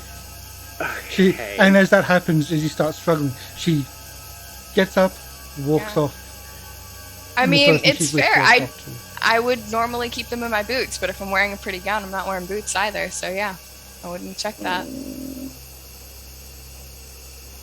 Plot thickens. Plot thickens. I'll let Jake go first. Do any of us notice this? Only Lyriel notices what happens. You notice that she's now got Okay. manacles on, which is not part of the act. Okay. But in a water bubble, you can't hear her. I'll let Jake have his moment before. No? Give me a second to think too. Fair enough. While this is all happening, Jake is again using the momentum of the poi, the fires twirling around him as he starts to approach Leafy, taking one step at a time, trying to release his friend trapped by the vines in the circle. So the first thing that Lyriel, newly appointed master escape artist of the Circus of the Broken Chain, will do. Firstly, she will try and escape from the vines. The part of the performance that was planned. And once I'm rid of those, it will certainly be easier.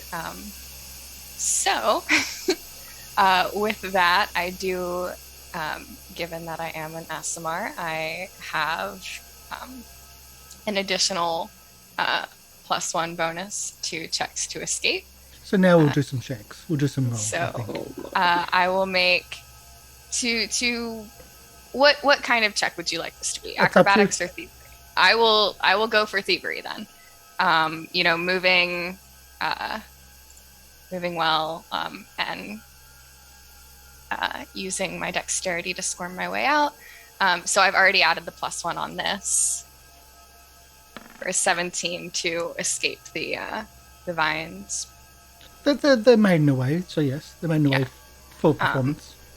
And so breaking free of those, and making a show of pulling at the chains, forever embracing the unexpected. And Lyriel has been without her thieves' tools before. There is a way to get out of handcuffs. It's painful, but there is a way to get out of handcuffs. She's going to try and basically squeeze her hands through, and however that affects her joints, that will be a problem for later. That'll be a problem for future Lyriel. Not realizing the extra complication, as is going to start using the water and move the watery sphere around the forest to put out the fires. But never in a way that it makes it difficult for the audience to see Lyriel. Leafy is going to, now that her vines aren't being useful, she's going to divert her attention to Jake, and she's going to cast dancing lights, and make them a blue, green, soft colored lights, and purples, and use them to make it look like she's fighting with magical energy, sort of thing.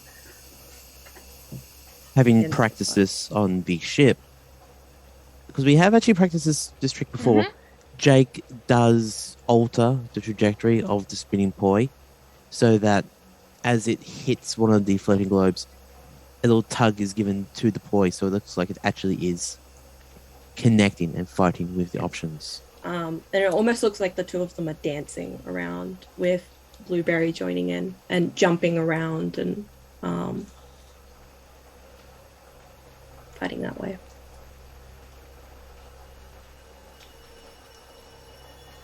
Is it time for me to dislocate my thumbs? All right. Yes. Yeah. I will make another check. Oh, by the way, the votes came in. Who's winning? You. Well, not you. Not me. Okay. Heroes. Yeah. Yeah. 23. You're struggling. It's not going to happen. Not with a 23. Not with a 23. Can I try again?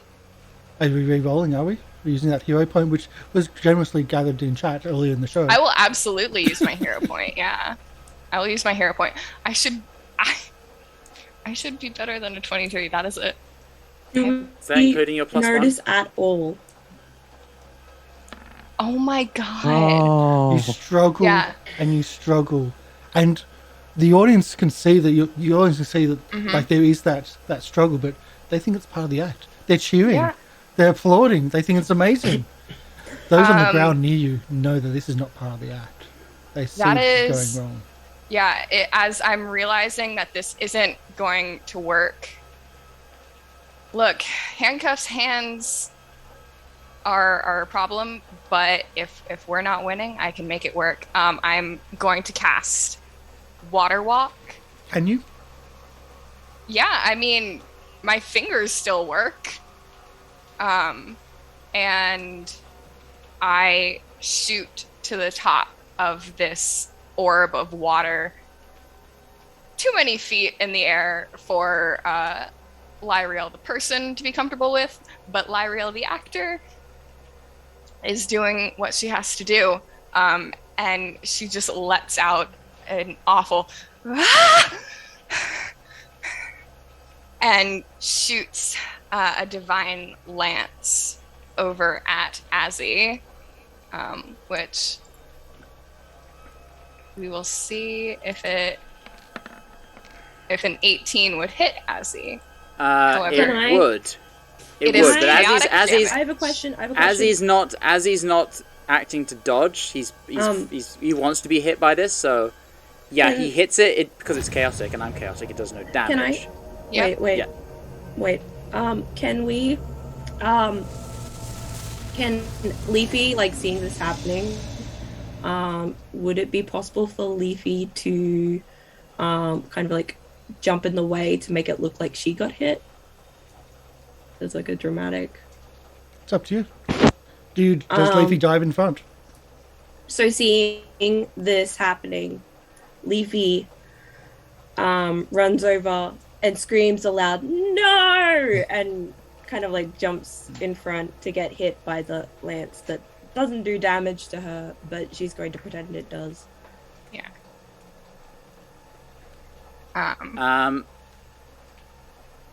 So Leafy gets hit and goes down, and Azzy,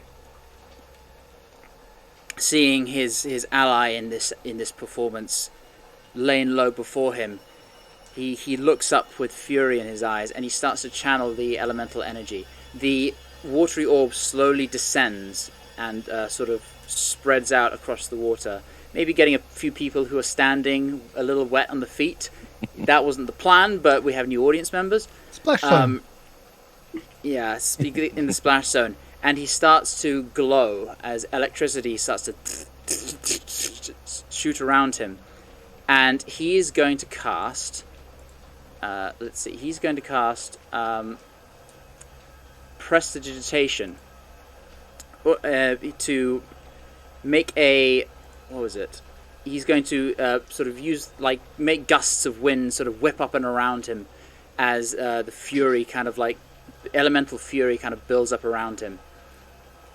And then he's also going to use dancing, what was it? Is minor illusion, I think it was, to conjure a fake lightning bolt, which strikes through and pierces through Lyriel. Lyriel makes a show of taking the force of the lightning, spinning and turning and falling in the water, breathing heavily but looking quite ragged. There is a cheer that goes up with the strike. Yeah. Azzy then turns to Jake. Jake looks at Azzy. The fire, even going faster and faster. Little sparks coming off. It's like he's replaced the poi lights with steel wool, which gets more sparks and more angry fire. As he mirrors the motions of the fire poi, not with any flailing motions of his hands, but just with sort of still stretched out hands, water spinning around and electricity imitating those sparks from the steel wool. And to match that, Jake starts to close in on Azzy as seeing L'Oreal down and out, starts to rush towards to avenge his fallen partner. Yeah. The two of them rush towards each other. Jake on foot, Azzy almost levitating with the force of wind and storms behind him. And as they come towards the middle, Azzy lets out a blast of water, and he casts obscuring mist as mist explodes out from around them, obscuring their collision, and everything goes quiet as suddenly the lights inside the mist start to flicker and fade. Lyriel focuses and her halo fades.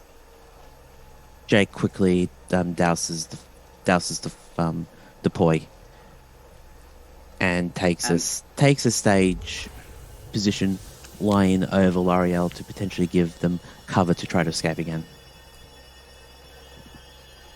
Oh, And- actually, can I do a quick? Oh, do I have to be every kid? What could push I on my help? thumb, push on Yep. my thumb. Gives pushes on the thumb to try to release the thing. Do a medical to help if you want.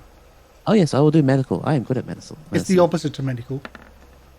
This is the Hey. hurting medical. Dislocating a thumb.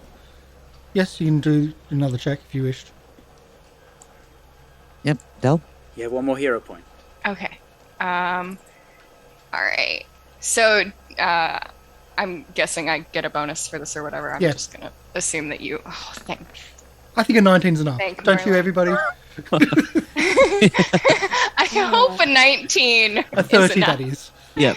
And Yes. if as L'Oreal screams of the dislocated thing, Jake howls to try to cover it up and make it part of the act. And I just grab with my non-dislocated fingers the chain of the handcuffs, and I prepare for when we take final bows after And the end. as the mist starts to fade and dissipate with a gust of wind, as he's there holding Leafy's dead body in his arms, and he turns around and lays her down where the original tree once stood. And he steps back and once more pulls out his flute and starts to play a mournful dirge for his fallen friend.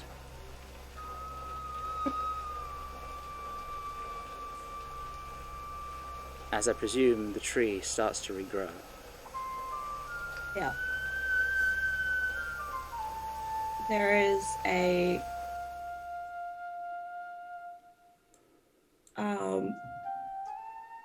almost in reverse to the start of the show. Light and wind, as suddenly behind Azzy, a tree grows. You watch it, almost like watching its lifespan, and ends with the tree in all its glory, as he sitting in front of it.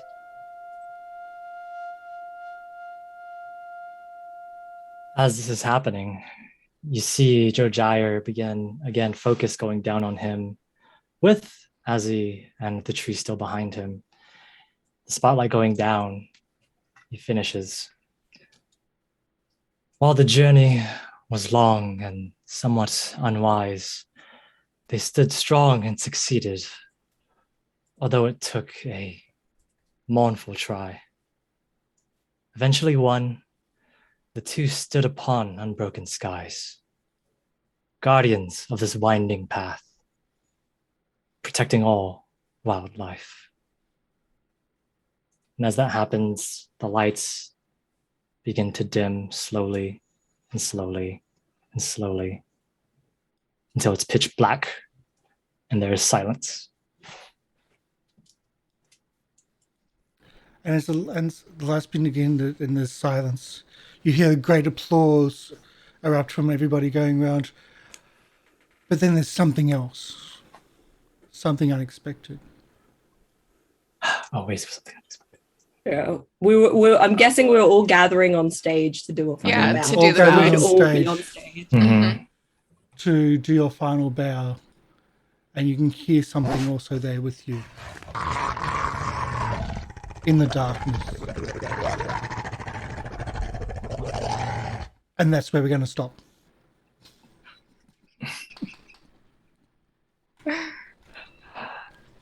What? You don't think there was something else at the end?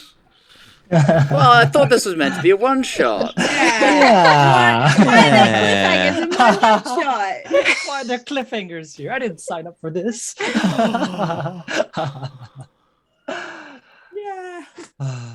Thank you, everybody. Oh. Thank you, Paizo, for allowing us to be here. That's the first thing. Just thank you for being here.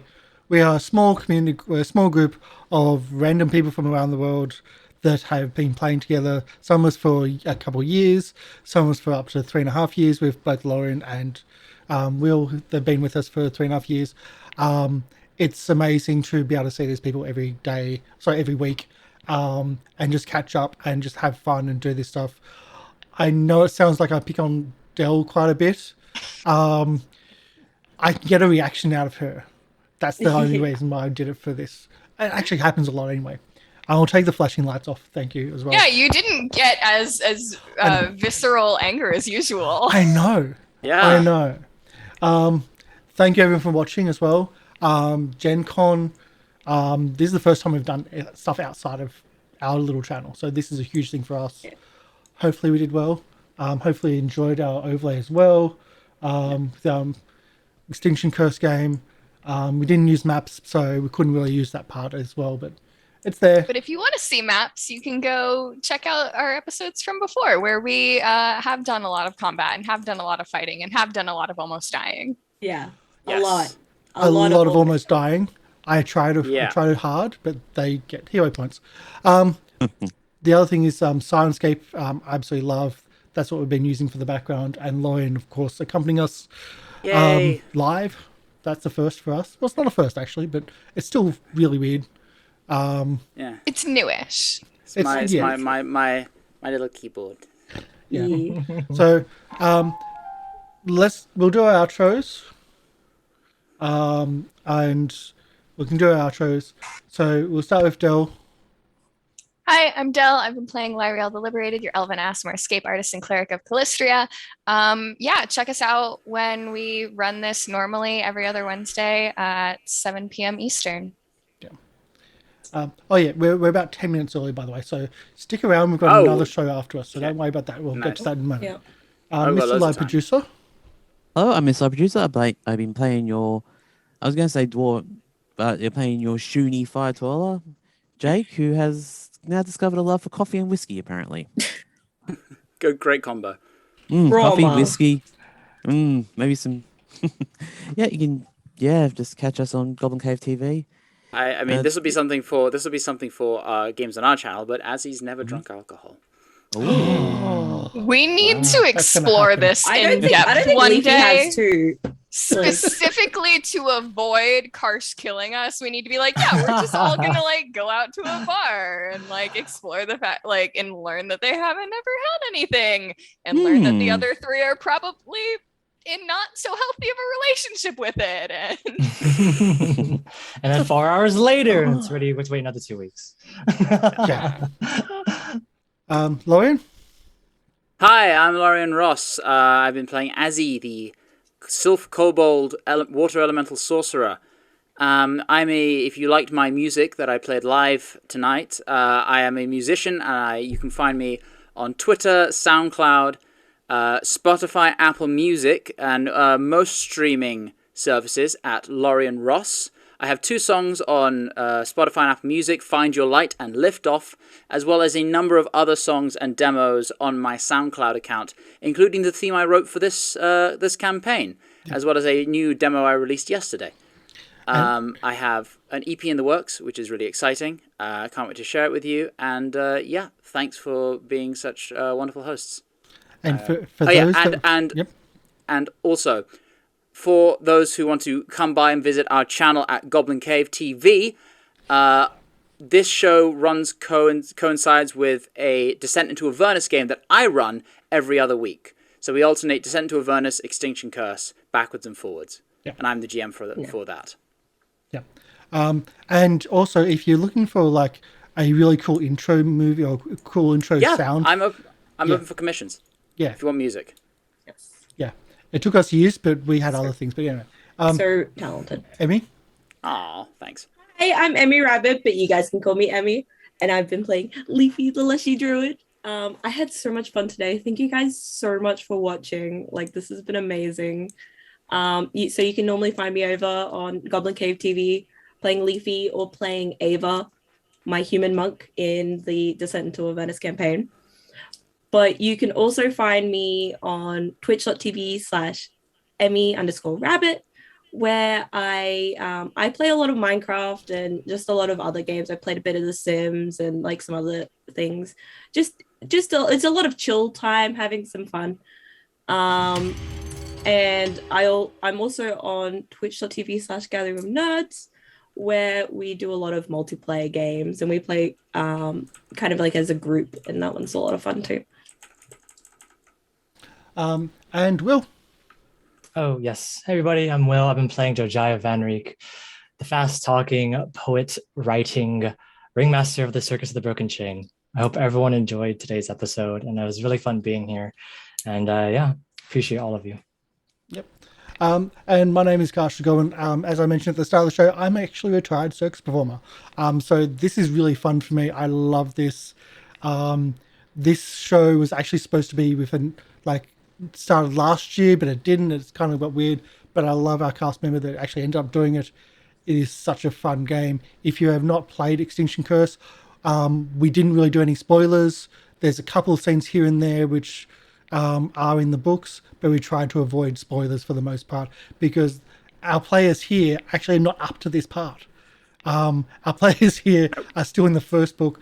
A lot of this stuff are in other books ahead of them, so they will get to this again sometime in the future.